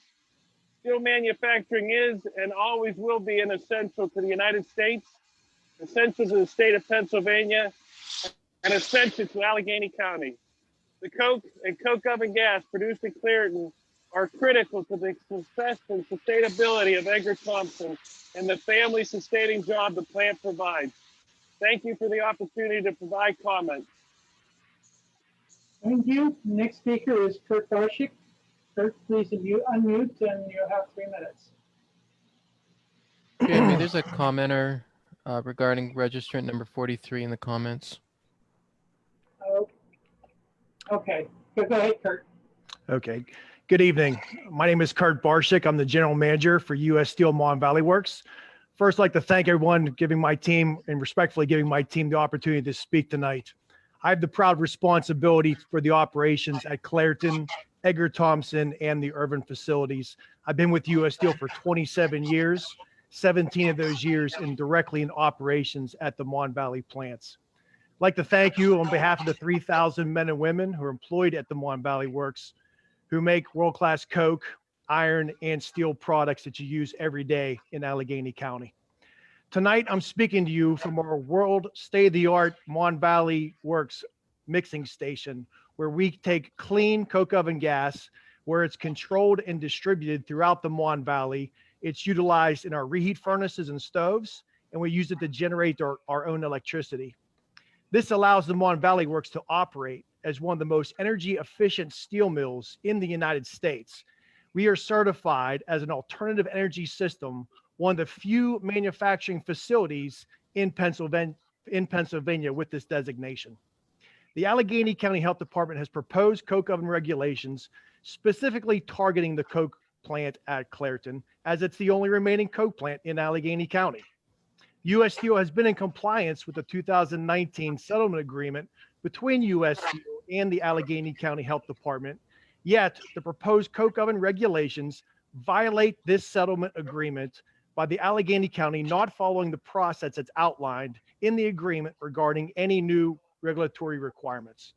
Specifically, the Allegheny County Health Department is not properly considering inspector position during visible emission observations and has proposed a more stringent H2S limit that may not be technically feasible and would maybe not result in a measurable reduction in hydrogen sulfide at the Liberty Monitor that's required by the 2019 settlement agreement. The Clairton plant continues to have excellent environmental performance as demonstrated by the Liberty Monitor being an attainment of PM 2.5 and SO2 for the year 2020.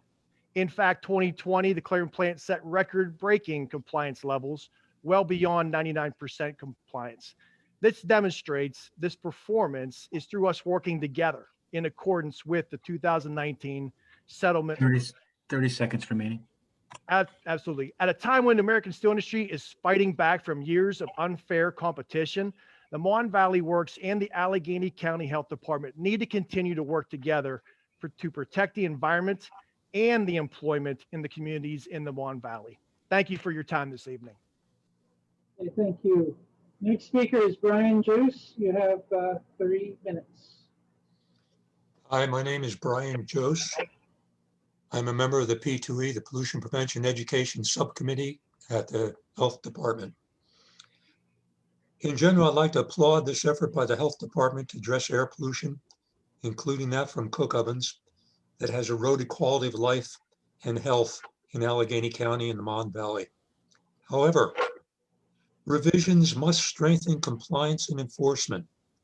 That is, they must establish strong health-based standards and source testing methods, assimilate all valid comments, benefit users, capture current technology, facilitate future revisions.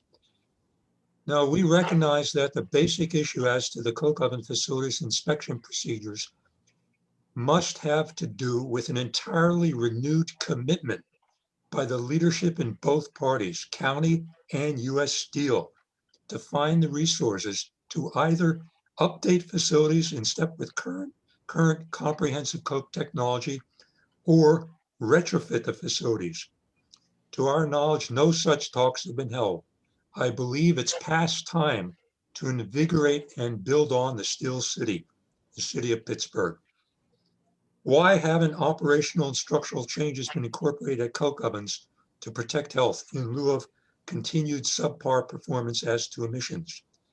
Why haven't non-attainment areas like the Mon Valley been given lower major source thresholds and more conservative air quality requirements to reduce ambient levels, such as World Health Organization values? Specifically as to Article 21, subsection 210720, that is 2105, 21, coke ovens and coke oven gas. I have a number of technical comments there. Most importantly, that section and the source testing manual should cite standards to specific emission levels for potential emissions as per emission levels that the best performing facilities have met without geographic limitations and not necessarily equivalent to federal standards, but stricter. In general, as to the source testing manual, we 30 see seconds remaining. necessity to rewrite the table contents, introduction and purposes, revise chapters to place tables at the bottom. Each chapter must have a set of descriptive line-by-line entries. A table alone cannot comprise a chapter.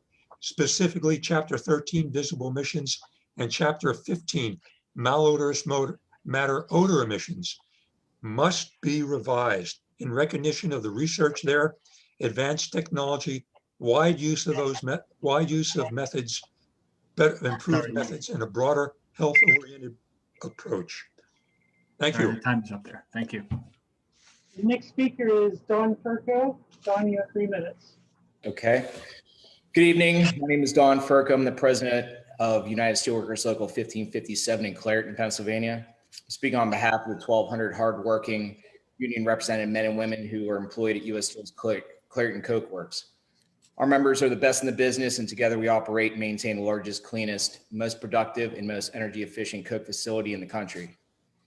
We work in the lone remaining coke facility in Allegheny County. Tonight, I'm commenting on behalf of our members in response to the Allegheny County Health Department proposed revisions to Allegheny County's portion of the Pennsylvania State Implementation Plan for the attainment and maintenance of the National Ambient Air Quality Standards Revision Tracking number 87. I've been working at Clairton Works for over 20 years, and I've been president for nearly 3. In the past 3 years, our members have had to overcome many things. Contract talks to a major fire to the global pandemic that we've been enduring for almost a year. One challenge that we meet and exceed every day is keeping our plant in environmental compliance. There are over 200 members of this local whose sole job is environmental in nature, with several hundred others who work in production on the coke batteries. We have members who make sure that the pushing emission control system is maintained, that every door, cap, and lid is sealed, and that every door is cleaned to ensure a proper seal. Environmental stewardship is truly a team effort, and we're committed to operating the plant in an environmentally responsible manner. Of course, we want a clean environment. We work here. Over half of our members live in Allegheny County, and over 2/3 of our members live within a 25-mile radius. The settlement agreement that the Allegheny County Health Department made with the company last year contained many improvements to the coke batteries, to training of our members, to emission controls. This agreement was a compromise from both sides on common sense upgrades and goals. So we were surprised when we were made aware of the proposed regulation changes, especially so soon after the 2019 agreement. We were already operating under the most stringent environmental regulatory standards in the country. We've continuously met and exceeded every challenge, including the record-setting compliance levels from 2020 of over 99%. Yet the goalpost may be moved on us once again. I ask on behalf of our members for the Allegheny County Health Department to collaborate with U.S. Steel to find reasonable and achievable goals. Recommending overly restrictive and unachievable regulations will only result in economic hardship for our members and for their families. Proposing regulations that are overly restrictive and unachievable could only, well, they'll basically begin a cataclysmic chain of events that would have a devastating impact on the Mahon Valley. The studies have reported that the job in Pennsylvania supports 5 more non-steel jobs.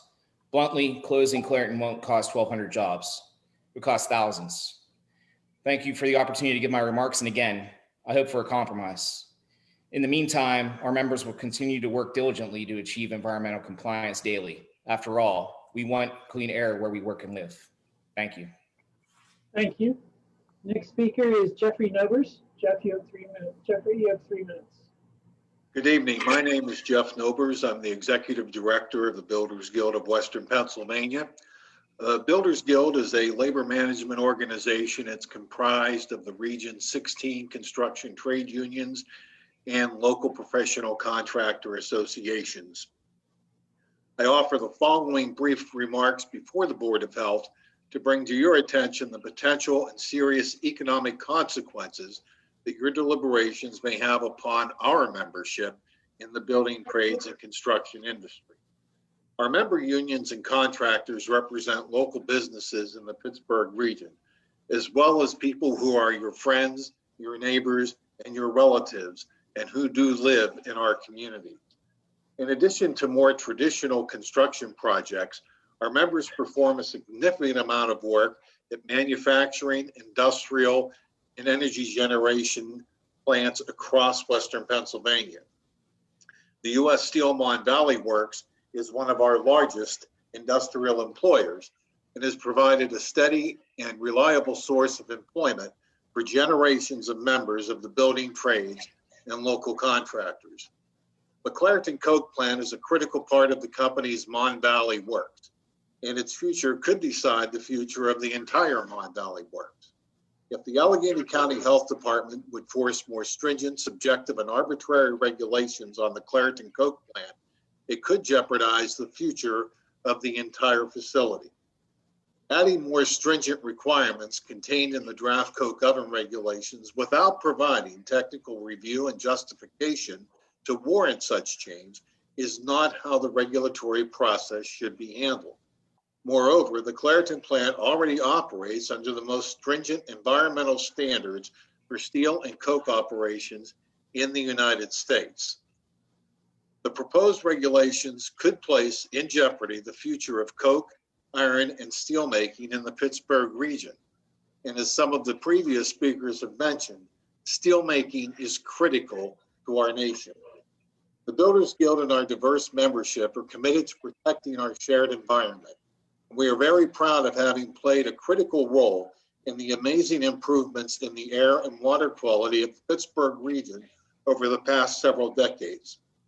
We are committed to continuing to be leaders in our communities to do our part and to 30 continue seconds to remaining. protect our environment.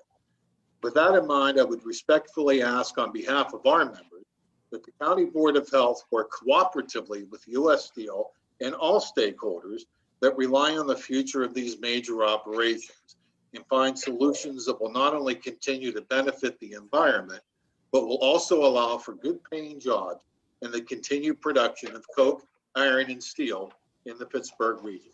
Thank you.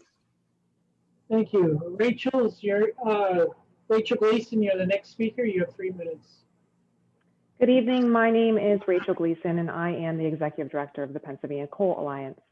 The PCA represents underground and surface bituminous coal operators in Pennsylvania, as well as other associated companies and businesses that rely on coal mining and a strong coal economy. The bituminous coal industry in Pennsylvania is responsible for supporting nearly 18,000 jobs and contributes $4.1 billion annually to the state's economy. Some of the most productive metallurgical coal mines in the United States are in Pennsylvania and are located just beyond the reaches of Allegheny County and counties such as Armstrong, Cambria, and Somerset, to name a few. These Pennsylvania coal mines extract incredibly valuable met coal and transport several million tons of that coal to U.S. Steel's Mon Valley Works on an annual basis, supporting over 30 PCA member companies and thousands of Pennsylvania jobs that pay family-sustaining wages. Is the understanding of the PCA that the ACHD's proposed changes to coke oven regulations and related source testing methods and revisions to the testing manual will significantly change the standards for the Mon Valley Works Clairton plant? The Clairton plant is one of the largest, cleanest, and most modern coke operations in the country, directly supporting the jobs of 3,000 steel workers and, as I already mentioned, thousands of more jobs in related industries that supply and support the Mon Valley Works. On behalf of the members of the PCA respectfully requests that the ACHD revisit the proposed regulatory changes and work cooperatively with U.S. Steel and other stakeholders on the development of any and all proposed regulatory changes as outlined in the 2019 settlement agreement between U.S. Steel and ACHD.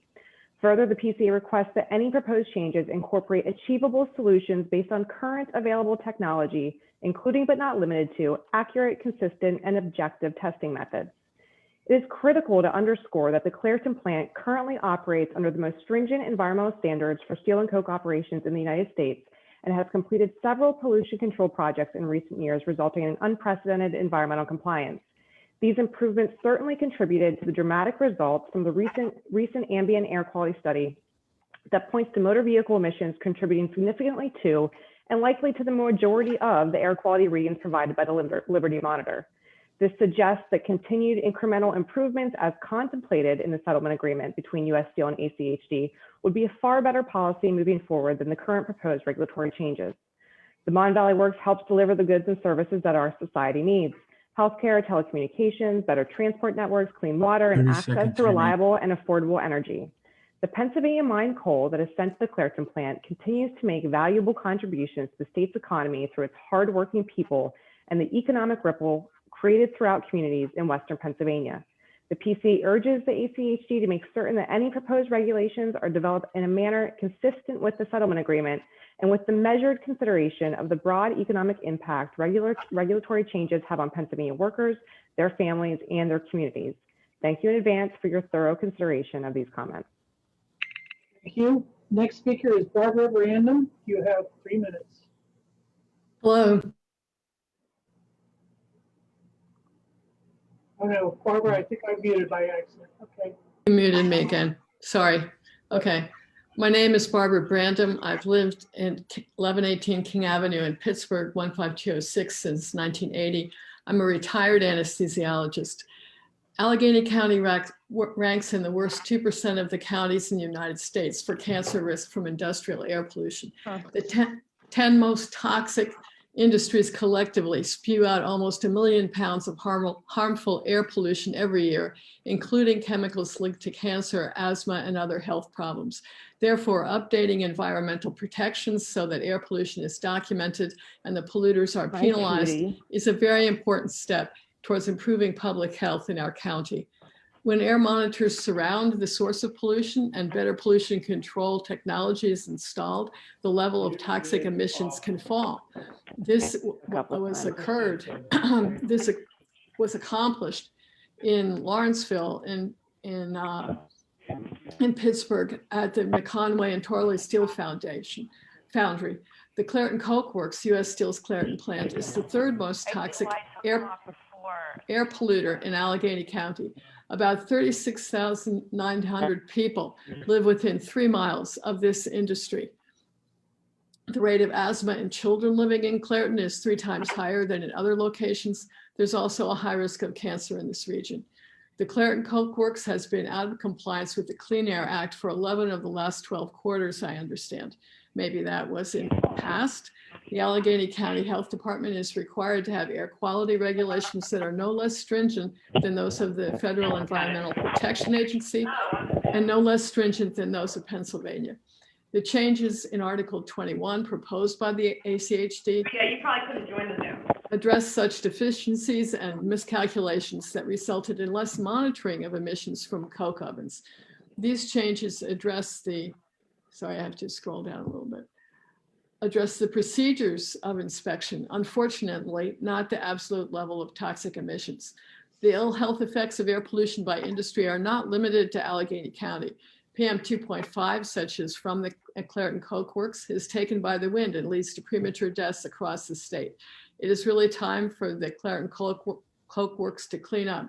U.S. Steel must comply with improved air monitoring standards, and the Allegheny County Health Department must enforce these rules. As noted by previous speakers, U.S. Steel has the resources to reduce emissions from the Clairton Coke Works without reducing the work done there. Thank you very much for your attention. That's all I have to say.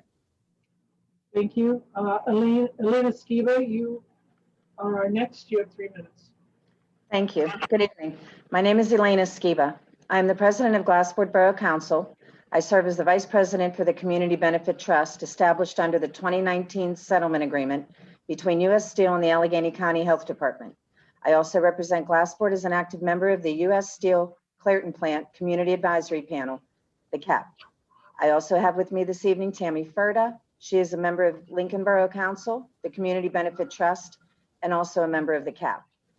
The Clairton CAP was established in June of 2019. The membership is comprised of representatives from U.S. Steel, government officials, and community members over the 5 communities surrounding the Clairton plant: Clairton, Glassport, Liberty, Lincoln, and Port View. Our purpose is to proactively communicate, foster a collaborative relationship, and facilitate an understanding of community expectations and concerns while learning all about the Clairton plant. The CAP, the Community Benefit Trust, and the settlement agreement have been instrumental in achieving improvements in our communities. We have access to funding for projects that are important for our communities and our residents. We, the communities, make those decisions. Previously, we were unsuccessful in obtaining funds through the Clean Air Fund. We, the communities, have a seat at the table with U.S. Steel, and our voices are heard. The actions taken by U.S. Steel and the projects implemented under the settlement agreement have contributed to record-breaking environmental performance at the Clairton plant and improvements to air quality in our communities. This is what we're looking for. This collaborative effort between U.S. Steel and the 5 communities has led to real results. We want this to continue. We have a lot more to do, and we want our voices to continue to be heard. Regarding the coke oven gas regulation revisions, we, the communities represented on the Clairton CAP, want our concerns to be considered and addressed as part of this conversation. The actions defined in the settlement agreement and implemented by U.S. Steel have led to real results for our communities. We feel the best results moving forward will be achieved by the health department collaborating with U.S. Steel to complete the actions as defined in the settlement agreement. We believe regulatory improvements are very important for continued air quality improvement in all of our communities. However, we're very concerned with the implementation of requirements without demonstrating to us that these changes will indeed have a direct impact on our air quality. Will the health department share that information with us that shows the impact that we'll see in our communities as a result of these revisions? Before moving forward, we believe that the Allegheny County Health Department needs to ensure that these regulations aren't just achievable, but they are maintainable also. The proposed revisions may be impossible to achieve based on current technology and could place in jeopardy the future of steel in the whole Pittsburgh region. In closing, thank you for allowing me to share my comments and our concerns on behalf of the Clairton Plant Community Advisory Panel, representing the surrounding communities of Clairton, Glasgow, Liberty, Lincoln, and Portview. Thank you. Next speaker is Matthew Mahalik. You have 3 minutes. Thank you for holding this hearing. I'm Matthew Mahalik, the Executive Director of the Breathe Project.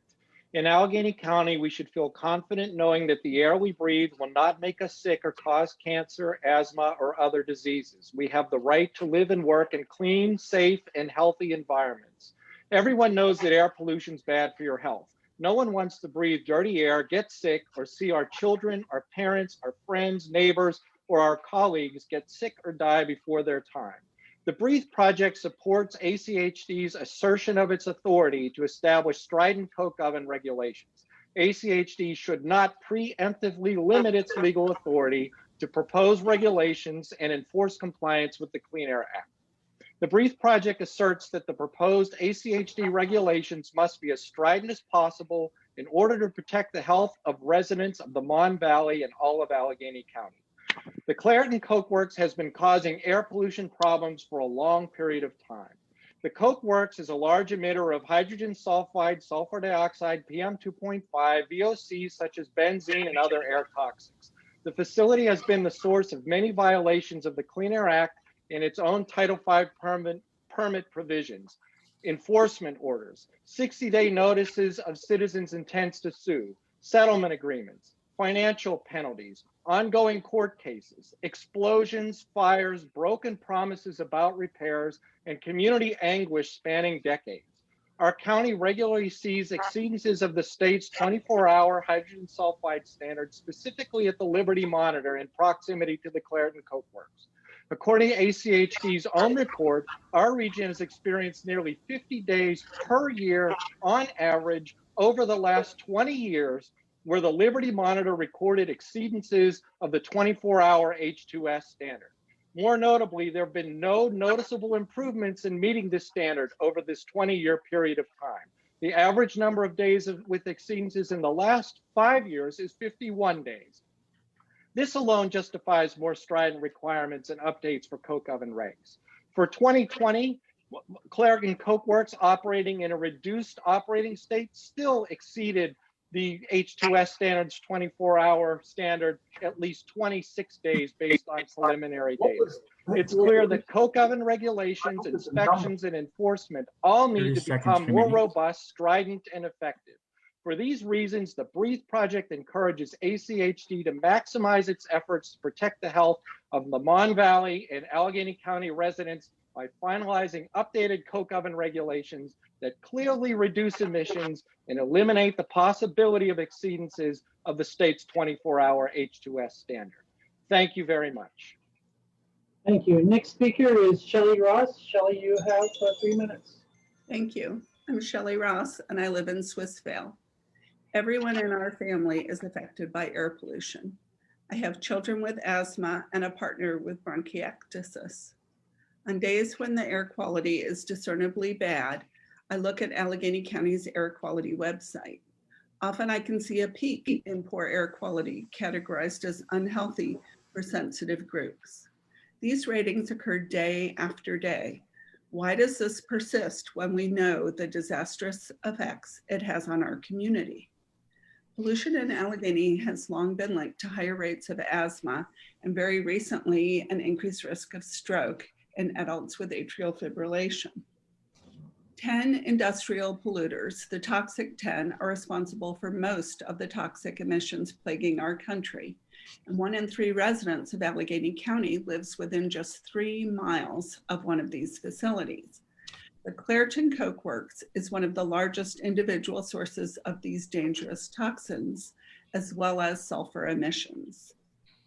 We need to do more to stop toxic pollution. Allegheny County officials have put forward updates to the county's coke oven regulations, which are the environmental protections on Clairton Coke Works. Their proposal would make it easier to catch and penalize illegal pollution. And while this is a step in the right direction, it does not directly address the heart of the matter, the dangerous levels of unhealthy air pollution spewing from the plant. I strongly urge the health department to adopt the proposed rules, but take further action to protect the health of residents by seeking stronger health-based standards to reduce these dangerous emissions at Clairton Coke Works and requiring fence line monitoring for harmful air toxins to identify health risks and catch illegal pollution if and when it occurs. I urge Allegheny County to take further action to protect residents' health by setting stronger health-based standards to reduce dangerous emissions at the Clairton Coke Works. The health of our residents must be protected by the county administration.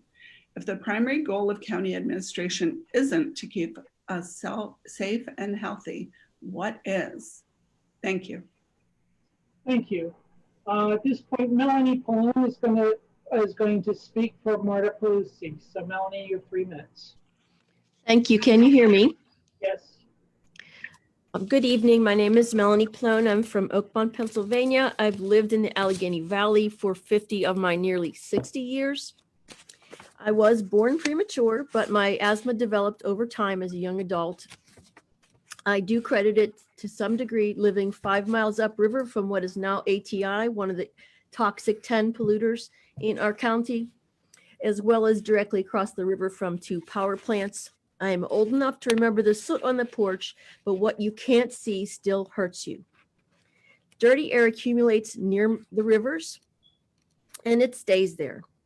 And all of you know that if you've lived in this region.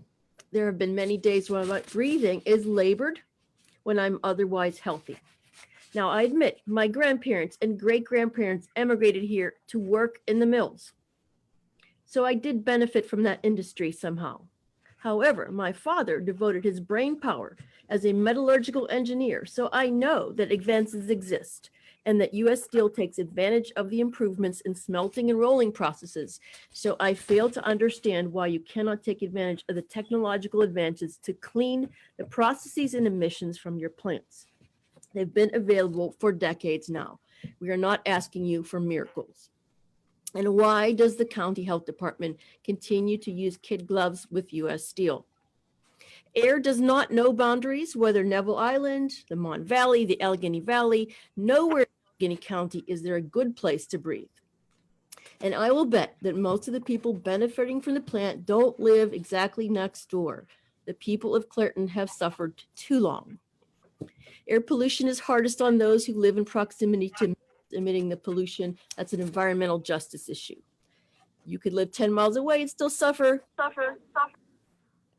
Given where we sit geographically between the rivers and the hills. We know there are other industrial sources of hydrogen sulfide like gas and oil drilling, even agriculture, but by far the worst of them in our region are coke and steel. 3 times, in fact, what the rest of the entire state produces. If we must reside among this, the least that the county health department do is upgrade the regulations to control the leakages of hydrogen sulfide that contribute vastly to the levels of respiratory diseases and cancer here. It's not fair in a world where most everyone has to fear a deadly virus that we 30 seconds remaining. Still have to battle a dirty environment that directly impacts our health over time, shortens and worsens lives. U.S. Steel have to satisfy their shareholders, but they should have more concern for the people of this region who have faithfully served them for 100 years. Collaboration is a two-way street. Your laborers would support clean air and water, and they'd surely urge the health department to adopt these tighter regulations if the employer didn't constantly threaten to leave the area every time they're asked to comply. It's a Rich, is it Time is up. Mary Widener? You have 3 minutes. My name is Mary Widener. I'm a lifelong Pittsburgher, currently living in Garfield, and I love Pittsburgh. I truly do, and I'm here today to do my part for my city and to advocate for myself and my neighbors so that we can see meaningful progress in an issue that has plagued our area for generations: terrible air quality. My grandfather worked in the steel mills, and before he died of cancer, he would tell me stories of the old days of not being able to see the city from Mount Washington due to the smog. And as a child growing up here, I learned about our city's history, the hell with the lid off, and without exception, the blackest place which I ever saw, comments from visitors back in the day. Some think that because we can see the city now, it's a problem of the past, but it's not. Perhaps you're not aware, but the reputation of Pittsburgh being a dirty city is still prevalent. I have out-of-state friends and family who make jabs at Pittsburgh and poke fun of me for living here in this dirty place. And with our dirty, pollution-ridden past, it's completely and utterly embarrassing that we still have some of the worst air quality in the nation. And I know that we all love Allegheny County and don't want to see her as being dirty, but there are facts. And the cold, hard truth is that we've let her rank in the worst 2% of the country for cancer risk from industrial air pollution, and that we release almost 1 million pounds of toxic chemicals into her each year. Chemicals linked to cancer, asthma, and premature death, chemicals that are making our neighbors suffer and die. How haven't we learned from our past? We want good manufacturing jobs in Allegheny County, but we also want clean air, and we can have both. I strongly support adopting the new coke oven rules, but I also recognize that it isn't enough. And to the steelworkers calling for weaker regulations, I say, listen to your neighbors who are suffering and know that if US Steel can afford to be buying other mills like Big River Steel and Arkansas Mini Mill for over $1 billion in cash, they can afford to invest in cleaning up their operations here, and they can do their part to remove this dirty stain that they've burdened us with. Lastly, I'm pleading with our representatives to fight for stronger standards with increased objectivity and meticulous enforcement, fight to reduce the dangerous emissions around the county, require fence line monitoring for toxins, and penalize them for hurting us, because there's no air filter or mask I can buy to protect myself and my family from their industrial toxins. We are counting on you to protect us. And I look forward to the day of telling my children about their great-grandfather and how he helped to build Pittsburgh, but also about how we have evolved and how we fought to become a national model for clean air. Thank you. Thank you. Grant Catton, you're up. You have 3 minutes. Okay, thank you very much. First, I want to say thank you to the Allegheny County Health Department. My name is Grant Catton. I live here in Pittsburgh in Shadyside, 15232. I'm a member of the Green Party here in Allegheny County. I'm a proud son of this region. I grew up in nearby Wheeling and Weirton. My grandfather worked in Weirton Steel Mill. Like many of you, I have many stories related to that. I lived outside this region for about 15 years. In 2016, I moved back here. And then, like many of you, I developed asthma soon after moving here. I was hesitant to draw an immediate connection to asthma and something in the environment. Thought maybe it was just something that was happening to me, but I began doing some research, and it doesn't take you very long to find the connection between poor air quality in the Pittsburgh, Weirton, Newcastle region here, and things like particle pollution, year-round particle pollution, short-term particle pollution. This region ranks in the top 10 or 20 worst regions of the country. There are people out there who are a lot more well-versed in the regulations and the science, so I'm not going to touch on that. I will just say that on behalf of myself and the other citizens of this county and this region, I'd like to request the ACHD to impose stricter emissions regulations on known sources of dangerous pollution, such as Clairton Coke Works. I do believe that the first responsibility of government is to the people, not corporate interests. Nothing is possible in human endeavor without good health and a strong, healthy, vibrant environment. We are depending on you in government at all levels to do better and to have the best interests of the people at heart. Thank you very much. Thank you. Next speaker is Matt Croco. You have 3 minutes. Thank you very much. My name is Matt Croco, and I serve as Executive Director of the Pennsylvania Steel Alliance. Alliance members, including the United Steelworkers Union and the United States Steel Corporation, work together to support policies and initiatives to grow the steel industry in the state, create new jobs, and greater economic impact. The steel industry remains a vitally important part of Pennsylvania's economy.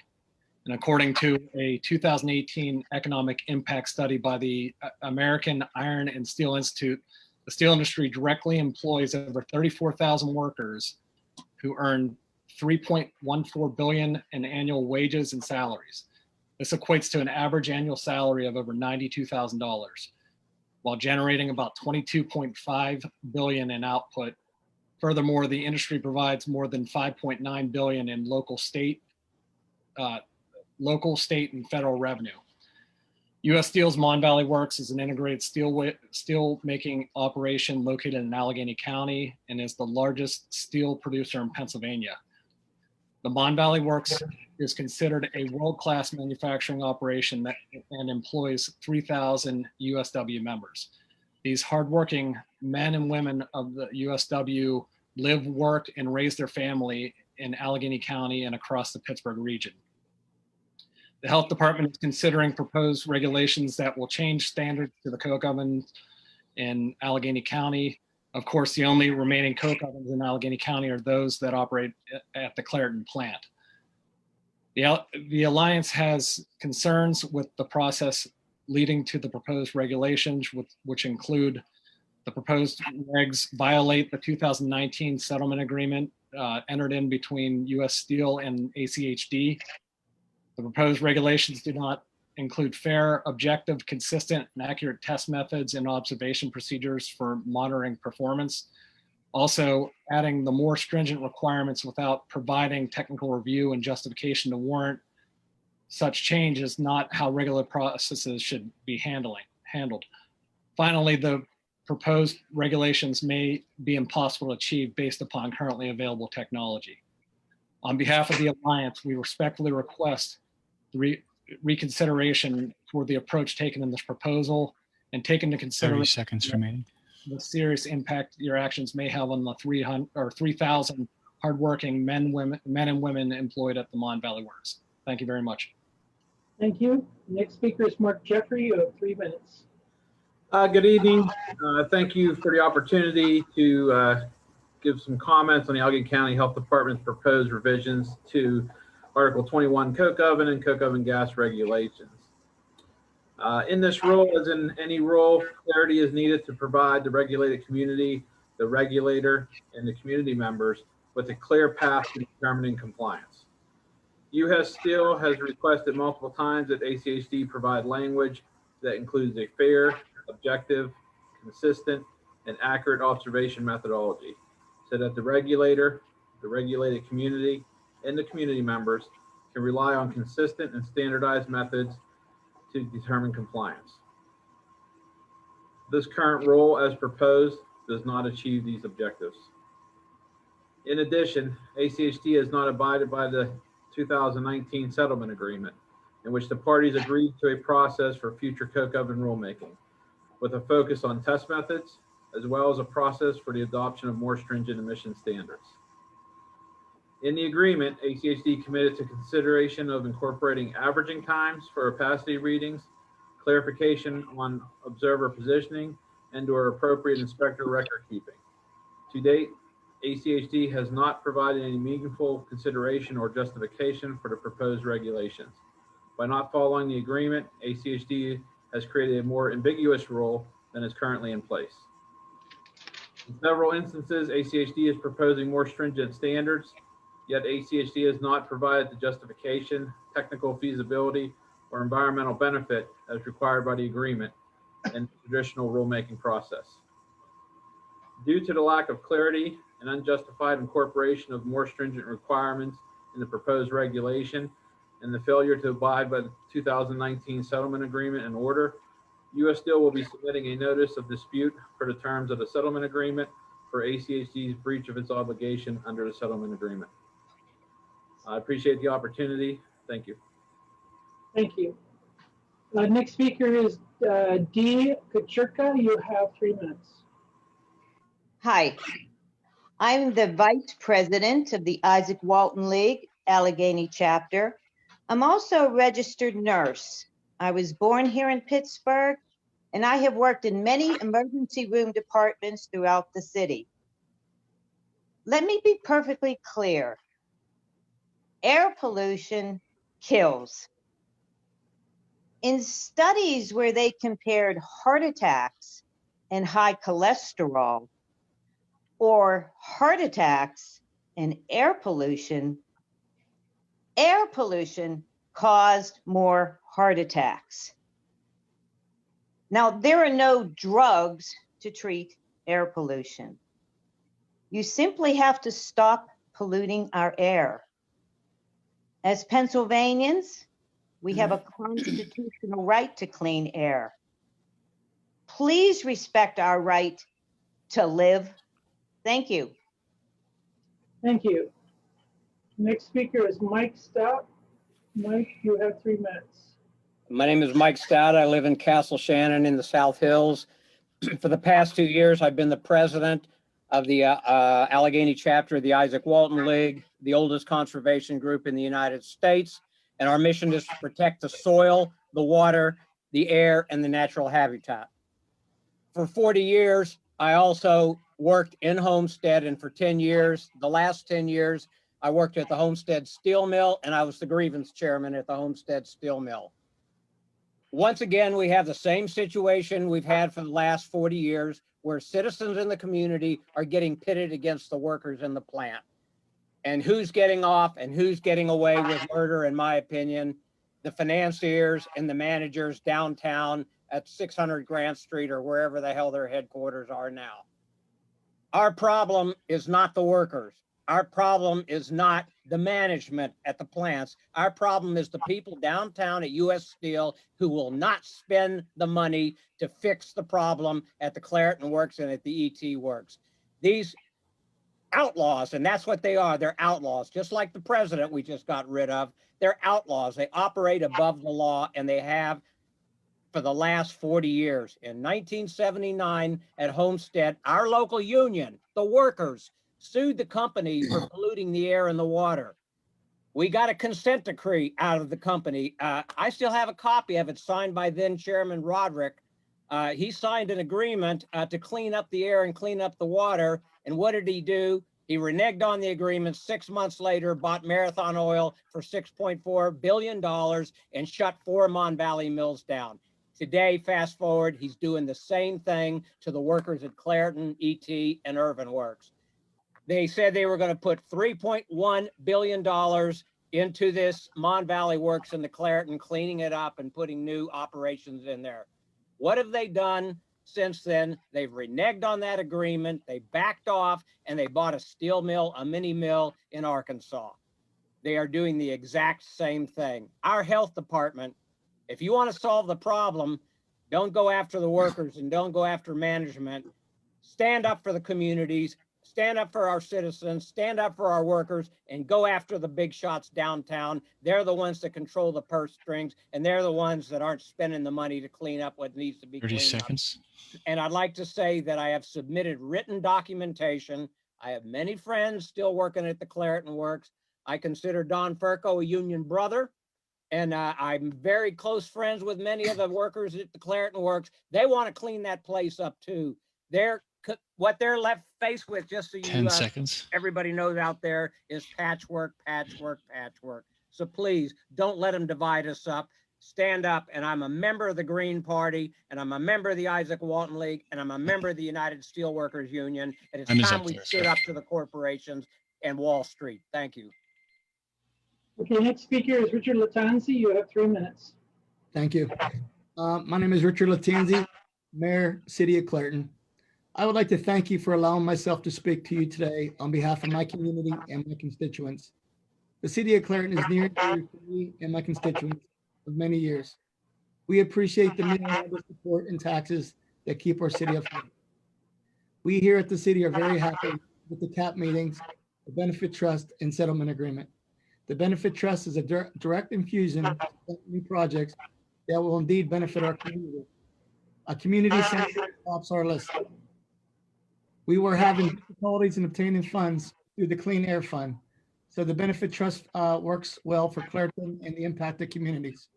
I and we are very disturbed to hear that the new regulations regarding the coke oven gas, disparities with definitions and inspection procedures that could do harm to a process that we feel is working. The CAT meetings are very informative, and working together with other surrounding communities is such a positive experience. We all agree that the Coke Works is about 100 years old. However, they are doing a terrific job meeting and exceeding standards with that facility. We are shown charts, graphs, and reports that honestly have impressed us, to say the least. Stack emission performance is in the high 90s. H2S currently down to the coke oven gas is under 10. Truly remarkable. The city and surrounding communities were shocked to hear about the new regulations moving forward and pray that we could all work together to find a happy medium. No one really wants to shut the mill down. Regarding the coke oven gas regulations that we are speaking about today, I pray that the Allegheny County Health Department and other members reconsider such tough and abrasive measures and work through this process with all the stakeholders. I have lived in Clairton for almost 57 years. I've been on council since 2003 and mayor for almost 12 years. I know my town and my people very well. I am here for a reason. There is indeed a potential or a serious risk to my constituents, friends, family and grandkids, etc. I would be screaming for help to anyone that would. I get complaints almost on a daily basis about high grass, snow removal, potholes, drugs, crime, recreation. I don't ever recall getting a call from someone asking to help. I did get a call for the smell at our sewage plant. We are so concerned that the regulations will be impossible to meet or exceed. The future of my city and the surrounding communities are in jeopardy to continue the process that we are working on.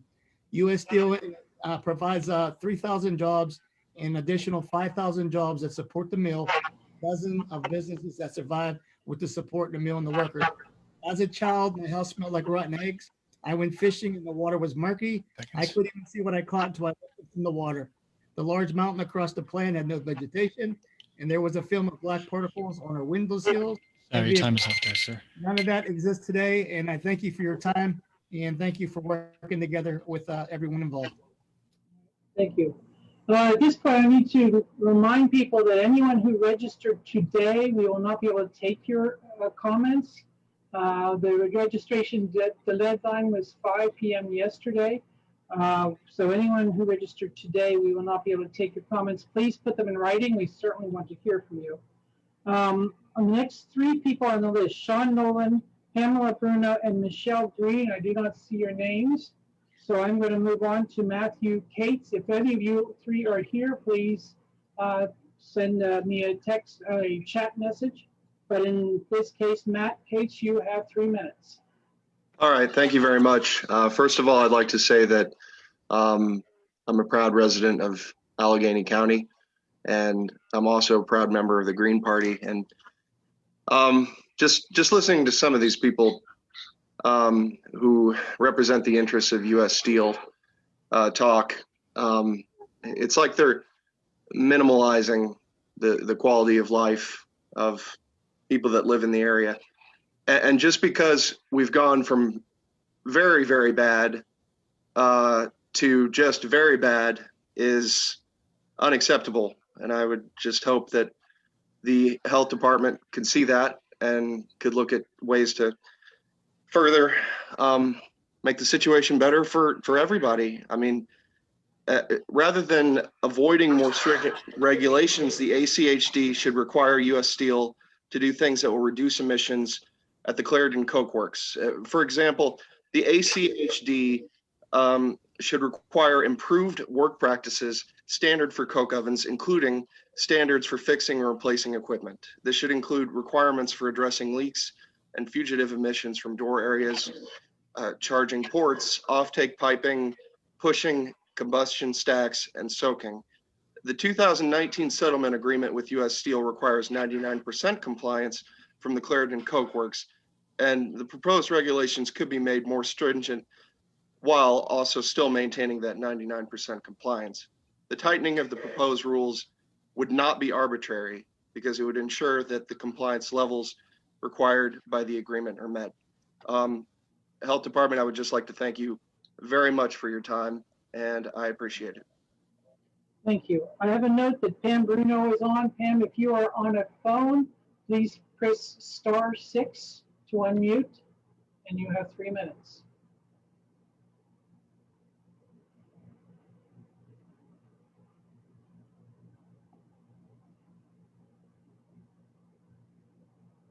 Pam, I don't see your name, so if you're on the phone, please press *6.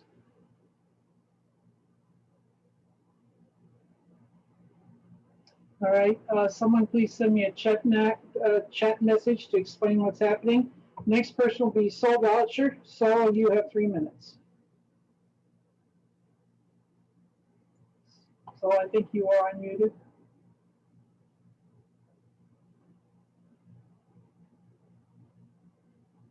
Oh, you were unmuted. Let me find you.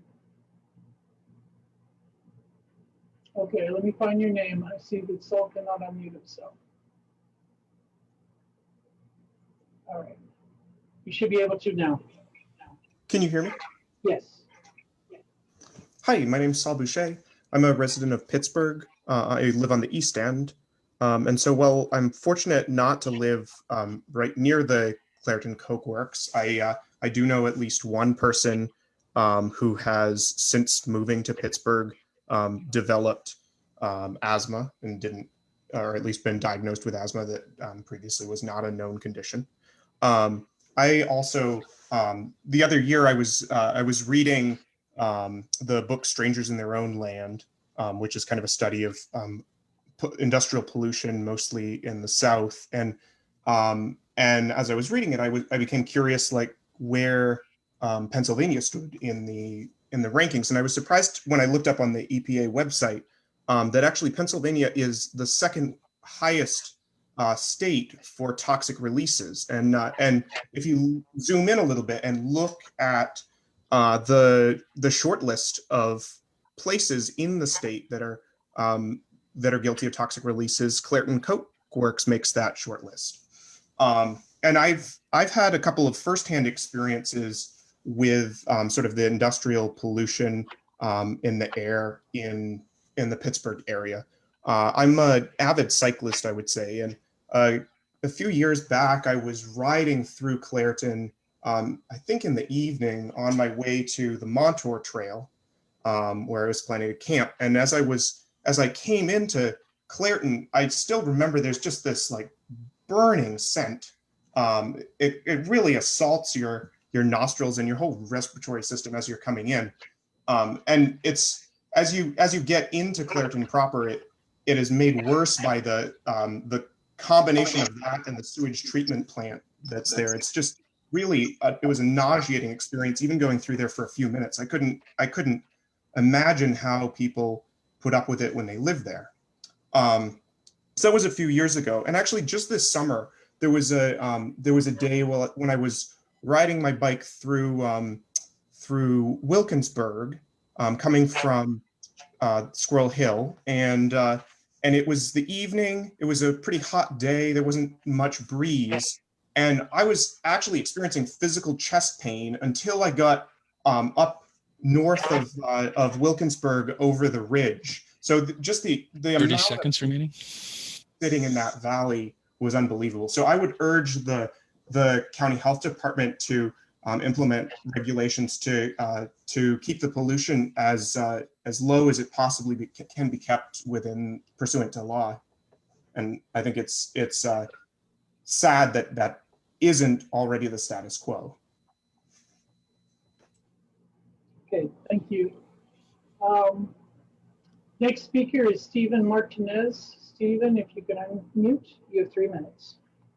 Hi, thanks to the health department for holding this hearing. I'm a resident of the county 15216. Okay, so it's not Clairton, but it's not too far either. I'm a member of the Green Party of Allegheny, which led me to this hearing today. I grew up with childhood allergy-induced asthma and experienced the attacks. Sometimes I used a nebulizer. A few times I was hospitalized. But I have adult lungs now, and I haven't had an attack in many years. But I hear the stories from the folks that called in from Clarendon, hearing the stories of the folks on this call. And I remember the firsthand experiences of how air quality, whether it was pollen-induced or chemical contamination, can lead to the really intense struggle to breathe, especially so with young developing lungs. So I'm asking the health department to strengthen the proposed regulations. I understand the importance of the industry. My grandfather was a Clearfield County coal miner. My father was a steel cutter, and well, both those jobs gave them injuries. I understand we can't control all the contaminants in the air, but we should definitely not be contributing more. I think the health department should look into regulations of other states and other countries, look for more stringent coke oven regulations. We're a region with a heavy industrial past. We really should be at the forefront, doing it better, cleaner, creating our own case study solutions, and not just following. Thank you. Thank you. Next speaker is Matthew Nemeth. Matthew, can you unmute, and you have 3 minutes. Hi, can you hear me? Yes. Hello, my name is Matt Nemeth, and I'm a resident of McCandless, a lifelong resident of Allegheny County, and a Green Party environmental activist. I'm testifying today to ask the Allegheny County Health Department to strengthen its proposed coke oven regulations. I understand that the current proposal does not ensure stronger regulations on air pollutants associated with coke ovens, like fine particulates, sulfur dioxide, and hazardous air pollutants. Scientific studies have long shown a sharp rise in asthma rates and other pulmonary conditions in communities living near heavy polluting industrial sites like the Clarendon Coke Works. I would have hoped that a viral pandemic that attacks the lungs and is especially severe on those suffering from asthma and other lung conditions would have prompted action by county authorities to ensure meaningful air quality improvement in our area. But it sounds like, based on an overwhelming amount of testimony this evening, that they are still waiting for clean air. It is unacceptable to me that residents living in and around Clarendon have to live in fear of developing chronic health illnesses. It's also unacceptable to me that residents must stay indoors for their own safety so that industrial corporations can save money. There should be strict requirements on up-to-date pollution controls, and the communities suffering from the chronic illnesses related to the poisonous air they breathe need to be ensured adequate health care and compensation. It is past time that our government rights the severe wrongs that they and industrial companies have been a part of. Some of the industry representatives speaking today have claimed Clarendon Coke Works is dedicated to protecting the public and environmental health. They've claimed major progress has been made to reduce pollution and that there is little more that they can do. But the air quality alerts do not lie. Many of us are proud of the history of our city's role in steel production. We were once the steel capital of the world, and it is the namesake of our football team. But we need to own up to the health crisis that it all cost, and it costs the poorest Pittsburghers the most. It is 2021, not 1921. Our air is still toxic. We need to stop compromising with the wealthy business leaders and start looking out for our neighbors. Thank you for the opportunity to speak. Thank you. Next speaker is Kate Sherman. You have 3 minutes. Could you unmute?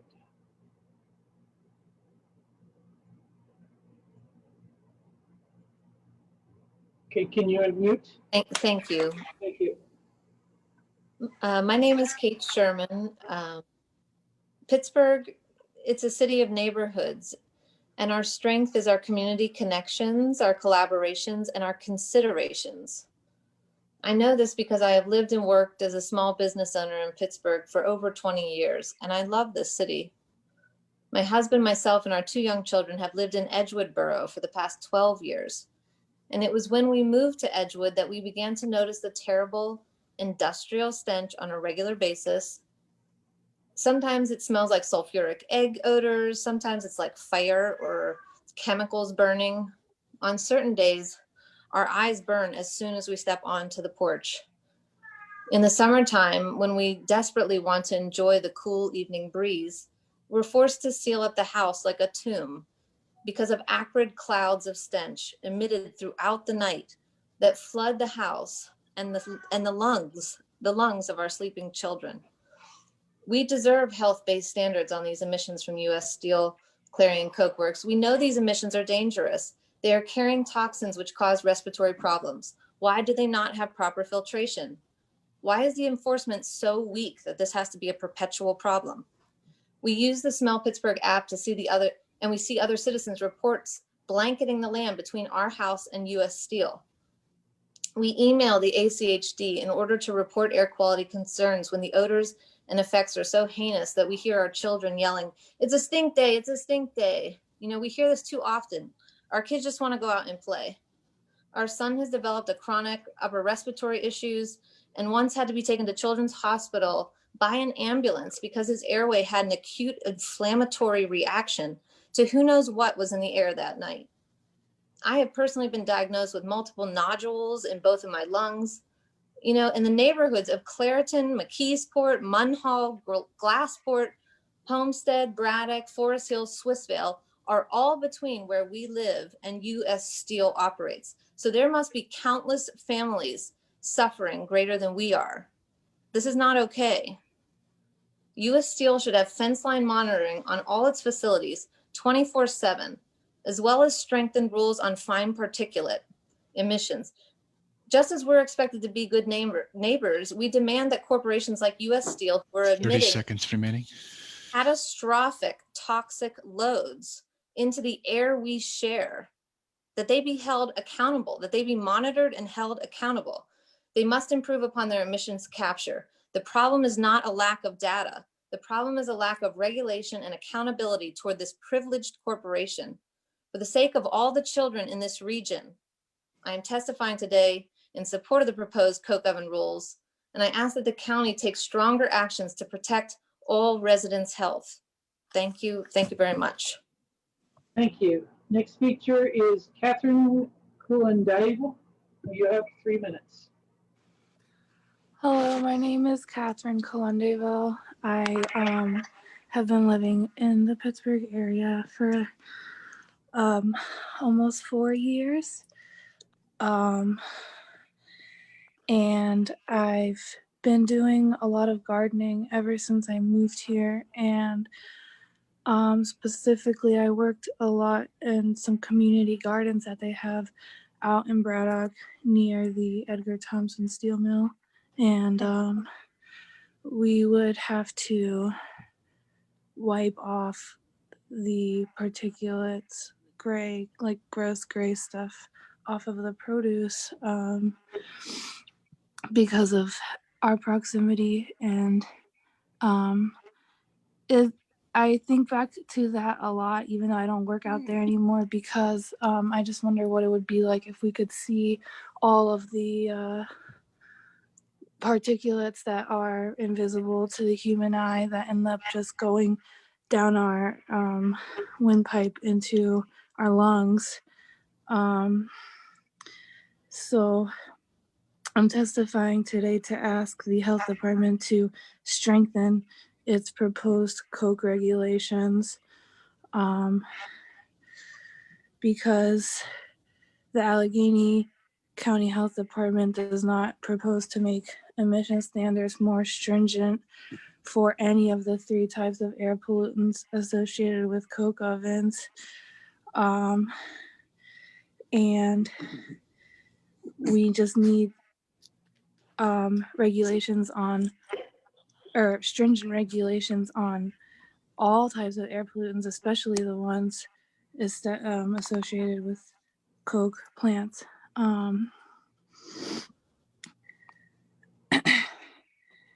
So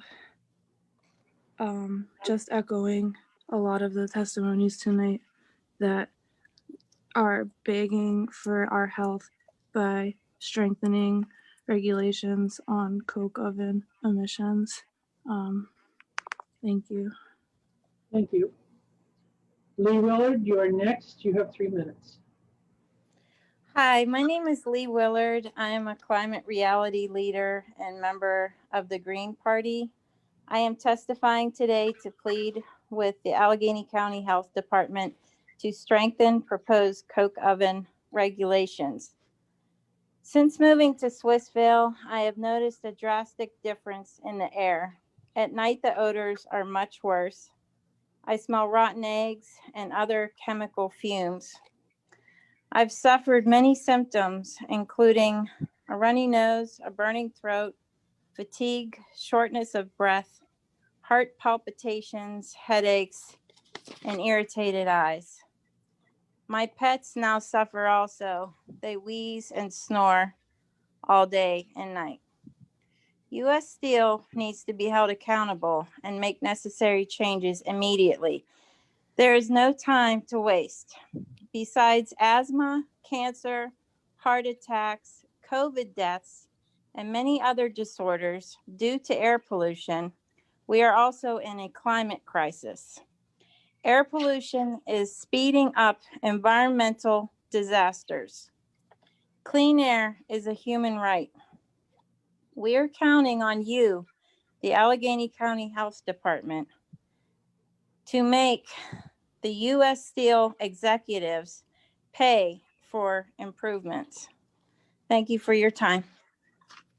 Thank you. Now I'm told that fortune in the registration is Pamela Bruno. Pamela, if that's you, you play on mute and you have 3 minutes.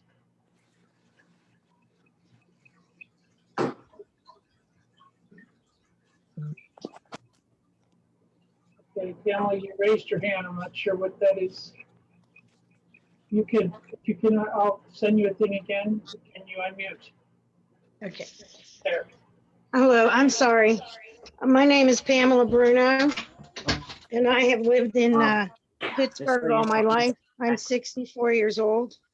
I feel that it shouldn't fall on the responsibility of the Allegheny County alone. I feel that U.S. Steel, since it is an international corporation, and claiming that the Clairton Coke Works is the largest coke work in the nation, that there should be ample finances to handle this situation.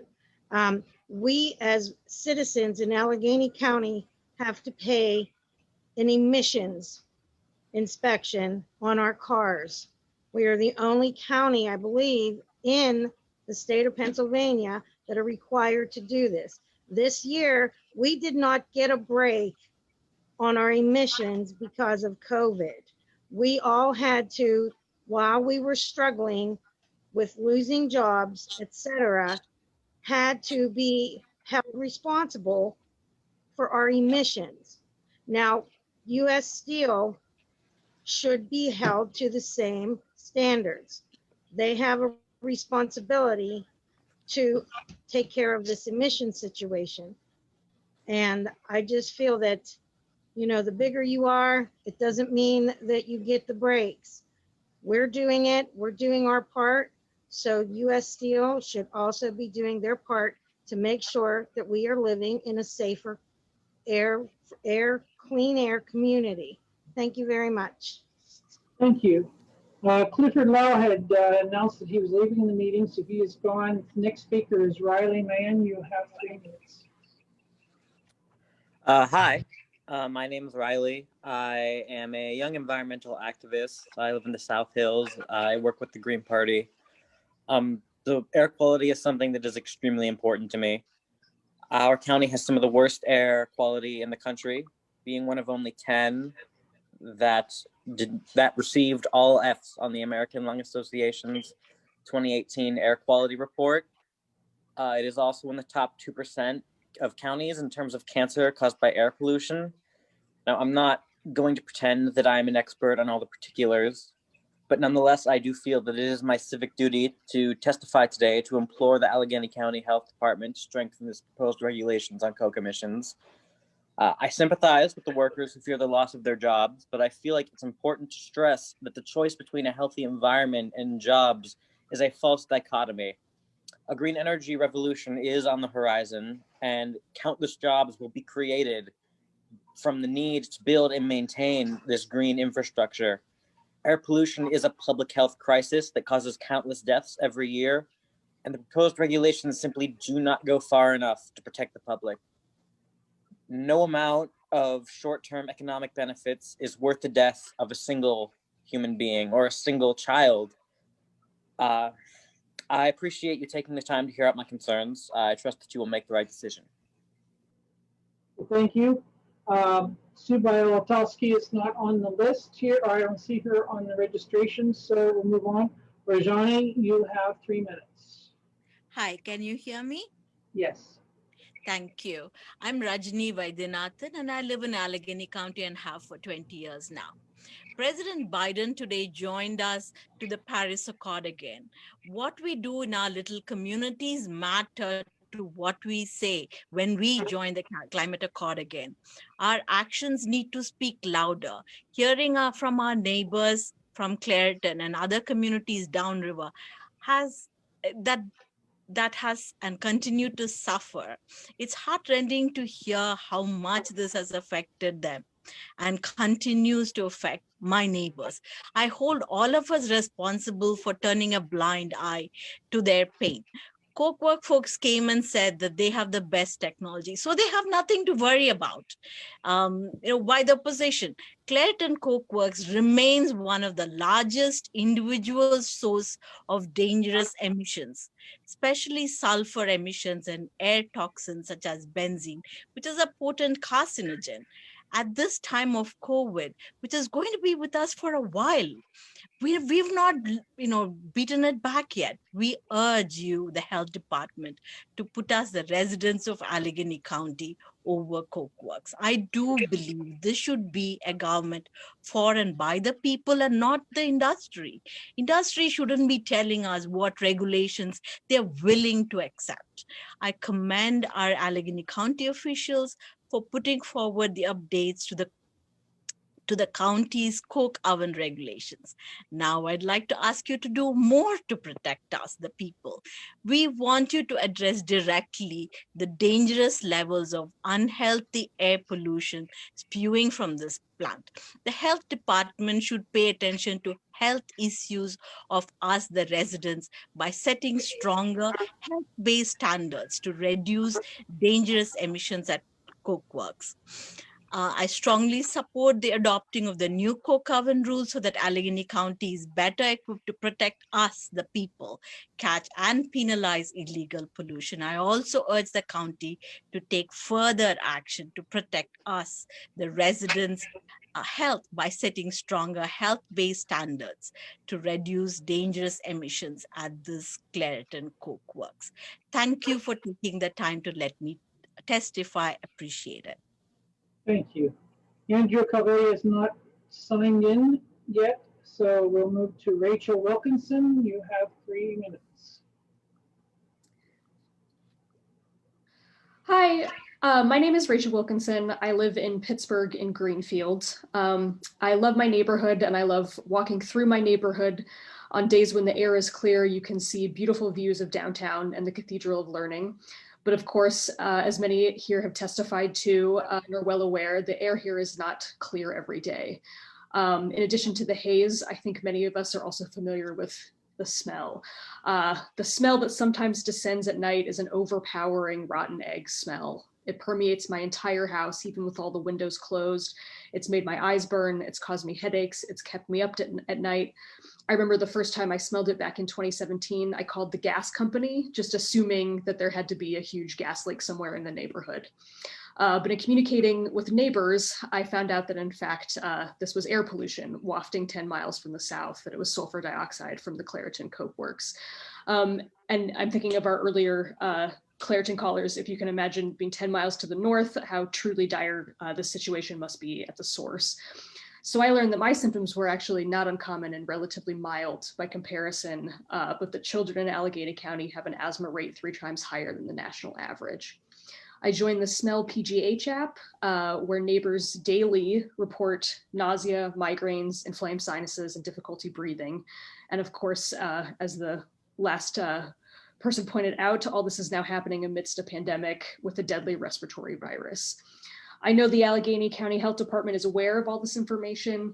It should be already enforcing the existing state and federal coke oven regulations, but I'm here to say it should also go beyond the minimum and should adopt more stringent emission standards rather than sidestepping this by citing its agreement with US Steel. The health department should reinstate provisions in the draft regulations prepared before the settlement. Further, it should require US Steel to do things that will actually reduce emissions at the Clairton Coke Works. For example, improving work practice standards for coke ovens, including standards for fixing and replacing equipment. To say it plainly, we're talking about the air we breathe. This is the very definition of a public health issue. It's not something that we should be haggling over or finding reasons to do less about. These regulations should be strong enough to protect our health. Thank you for your time. Thank you. Next speaker is Hillary Schenker. Hillary, you have 3 minutes. Hi, thanks for hearing my testimony. My name is Hillary Schenker. I'm a small business owner and the mother of twin 7-year-old daughters, and I live in Highland Park, Pittsburgh. I'm testifying today in strong support of the amendments to the county's coke oven regulations. As we know, Pittsburgh has a problem with poor air quality, which many former speakers have been talking about. We rank 8th on the list of US cities with worst air quality year round and in the worst 2% of the country for cancer risk due to industrial pollution. In its State of the Air report for 2020, the American Association gives Allegheny County an F for the number of days with high particle pollution. As one of the most toxic air polluters in Allegheny County, Clairton Coke Works must be held accountable for the toxins it's spewing into our air. One recent study showed 22% of children in some Pittsburgh schools with asthma, compared with a national average of 10%. At my house in Highland Park, in summer, when we leave the window open at night, I'm often awakened by the horrible sulfurous industrial smell. My daughters were born prematurely, and so they're at a greater risk of respiratory infections. And I have to wonder what risk I'm putting them in by living and breathing the air. I have to make ridiculous calculations, wondering what's worse for their health, staying inside on frequent poor air quality days or allowing them to run around at the playground. A few years back, one of my daughters had an episode where she woke at night with difficulty catching her breath. Why are we putting the children of Allegheny County at this risk? The American Lung Association State of the Air 2020 report tells us that climate change is compounding the ill effects of pollution on our health.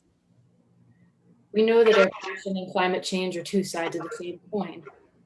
We can't afford to keep prioritizing short-term polluter profits over critical long-term risks to all of us.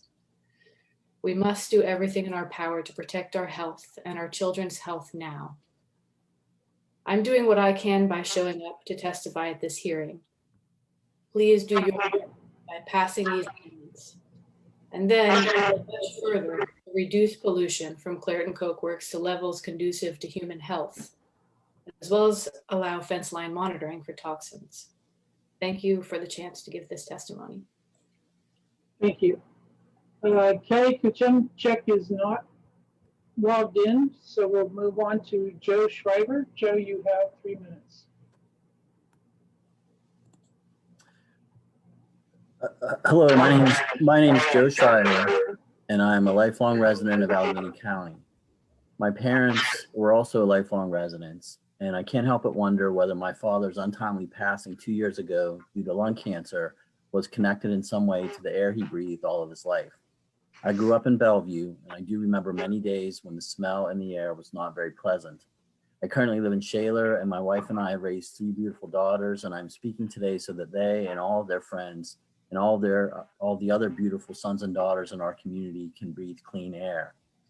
As we all know, Allegheny County has some of the worst air quality in the country. This is due in no small part to the Clairton Coke Works, which regularly emits awful chemicals into the air we all breathe, chemicals that cause terrible health impacts like asthma and cancer, like we've heard from so many people tonight. Effective regulation of Clairton Coke Works and other polluters in our community is absolutely necessary to protect our environment and our right to breathe clean air.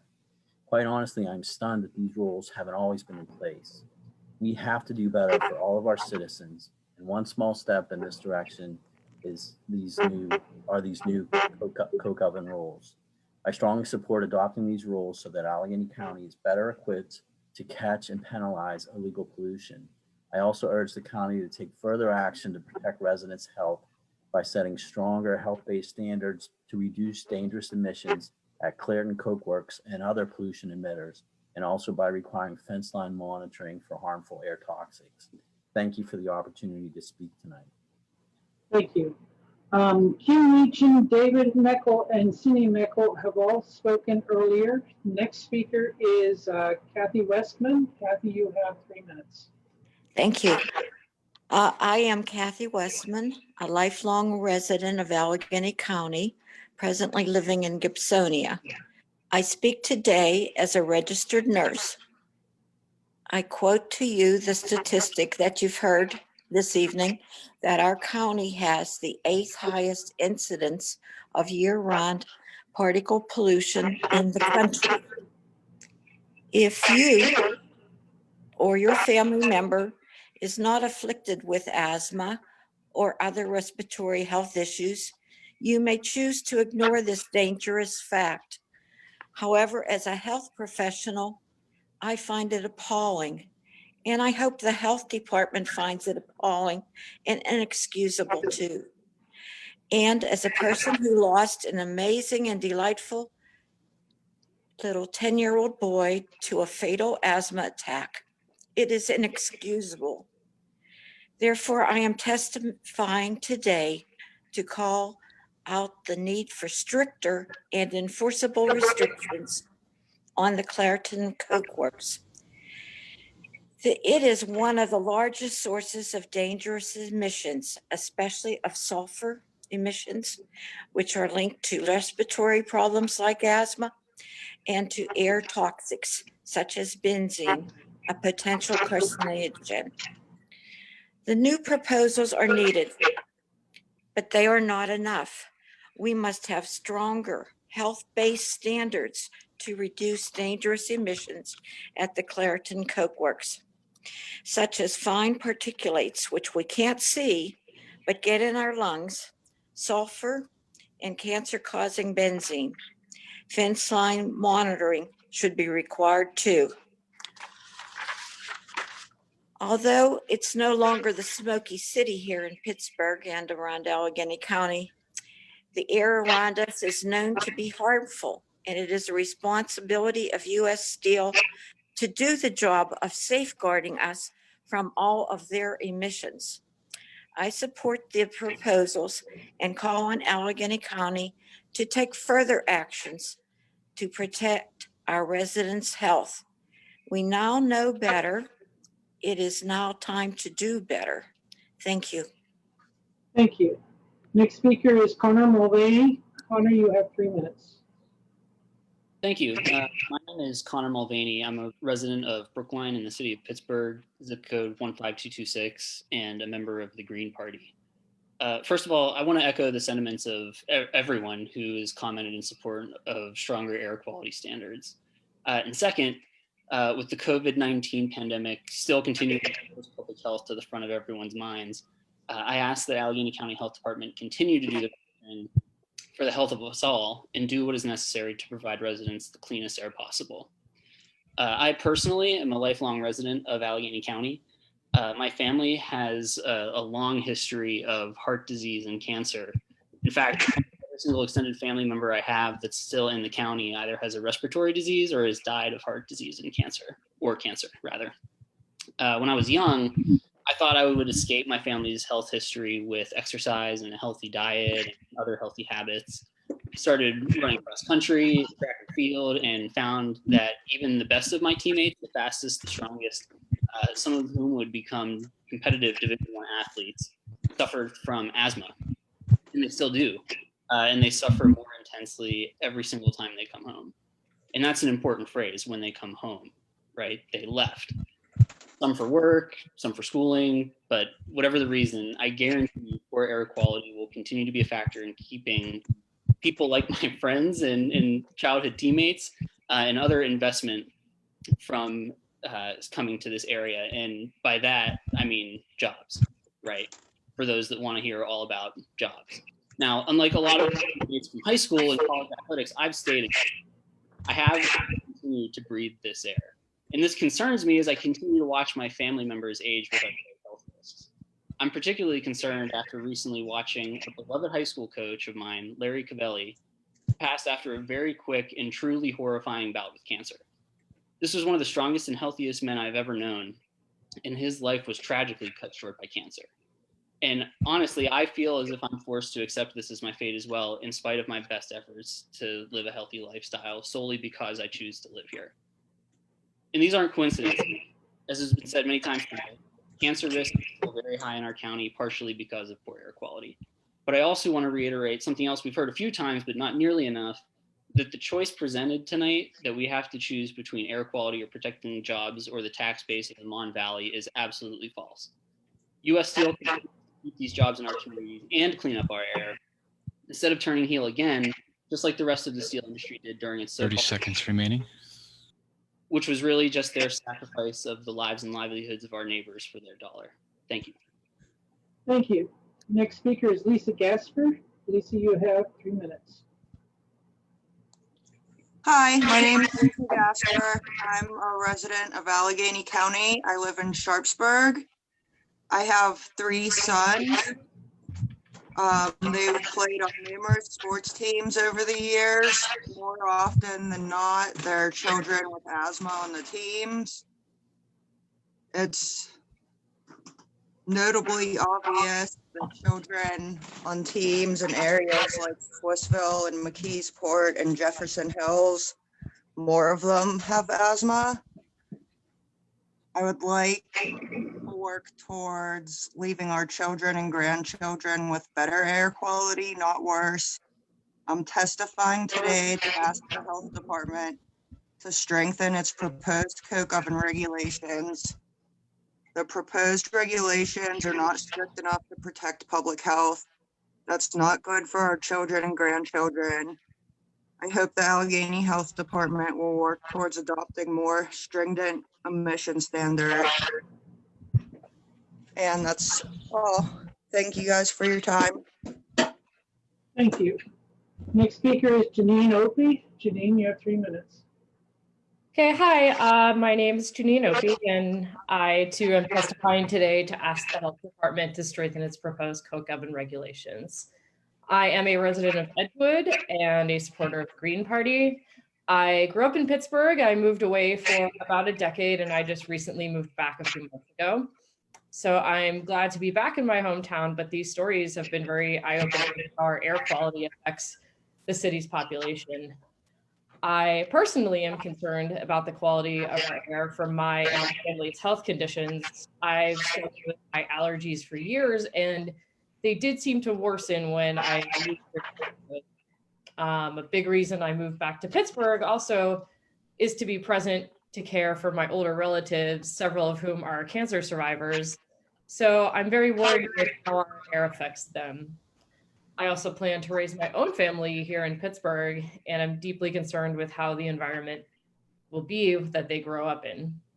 I am also an athlete. I run frequently, like many others, I'm sure, in this group and beyond. So I want to strive for the best possible environment for us to run and breathe in. So for personal reasons and in the best interest in the citizens of Pittsburgh, I'm asking that the health department look to work other practice standards and legal requirements in other cities in order to draft stricter coke oven regulations with the practices that would benefit the health of Allegheny County residents. And I thank you for your time. That's all from me. Great, thank you. And next speaker, last speaker is Ellie Rotz. Ellie, you have 3 minutes. Thank you. My name is Michael Drew Rotz. I'm speaking on behalf of my daughter, Ellie. I'm a lifelong resident of the South Hills of Allegheny County, and I agree with the new rules for the coke plant. In addition, I feel more needs to be done, including fence line monitoring. I'm not an environmental engineer, nor am I a physician, but I can read air quality reports, and I am a concerned citizen of the county. My family likes to run, hike, bike, kayak, and enjoy the outdoors. One of the reasons why we love living in southwestern Pennsylvania is the change of seasons and being able to enjoy them all. Yes, even winter. My family and I are asking United States Steel to be a good neighbor.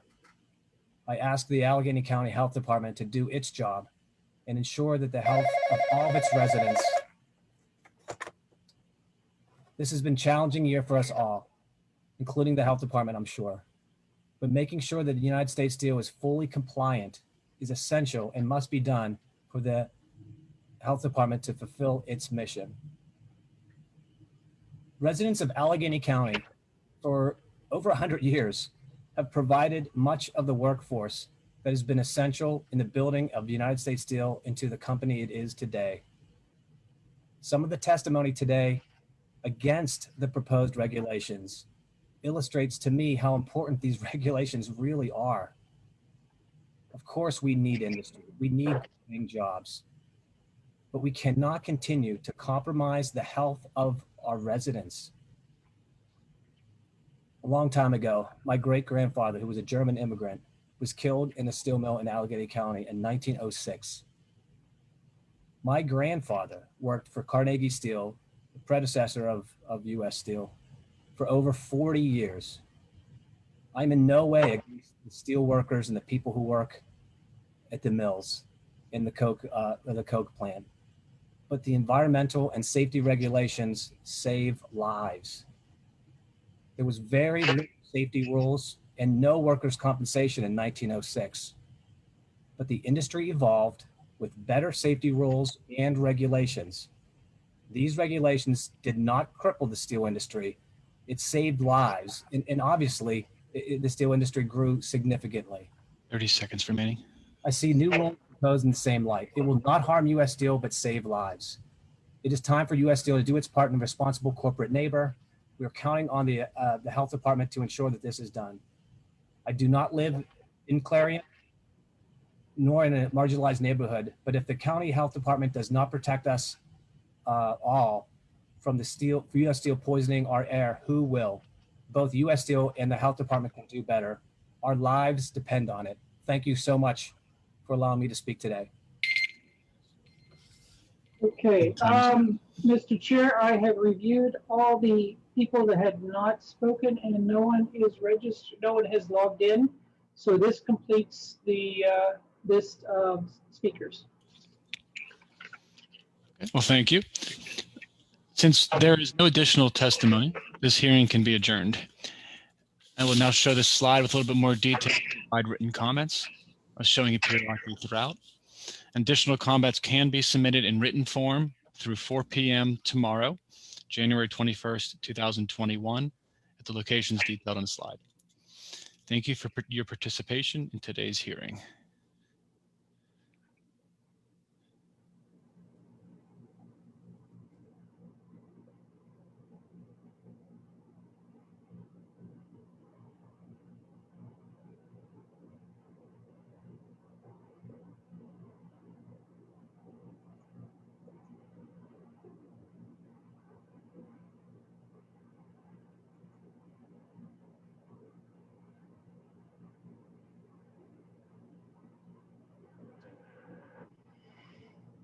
Okay, the recording is done.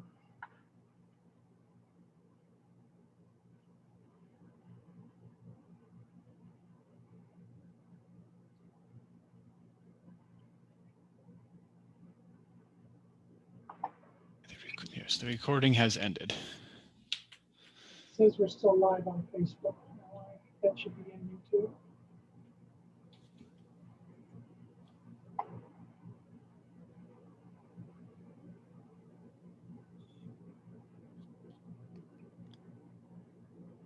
I guess we close the meeting. We're closing the meeting now. Yeah, I'll leave the meeting now. Thank you for your attendance.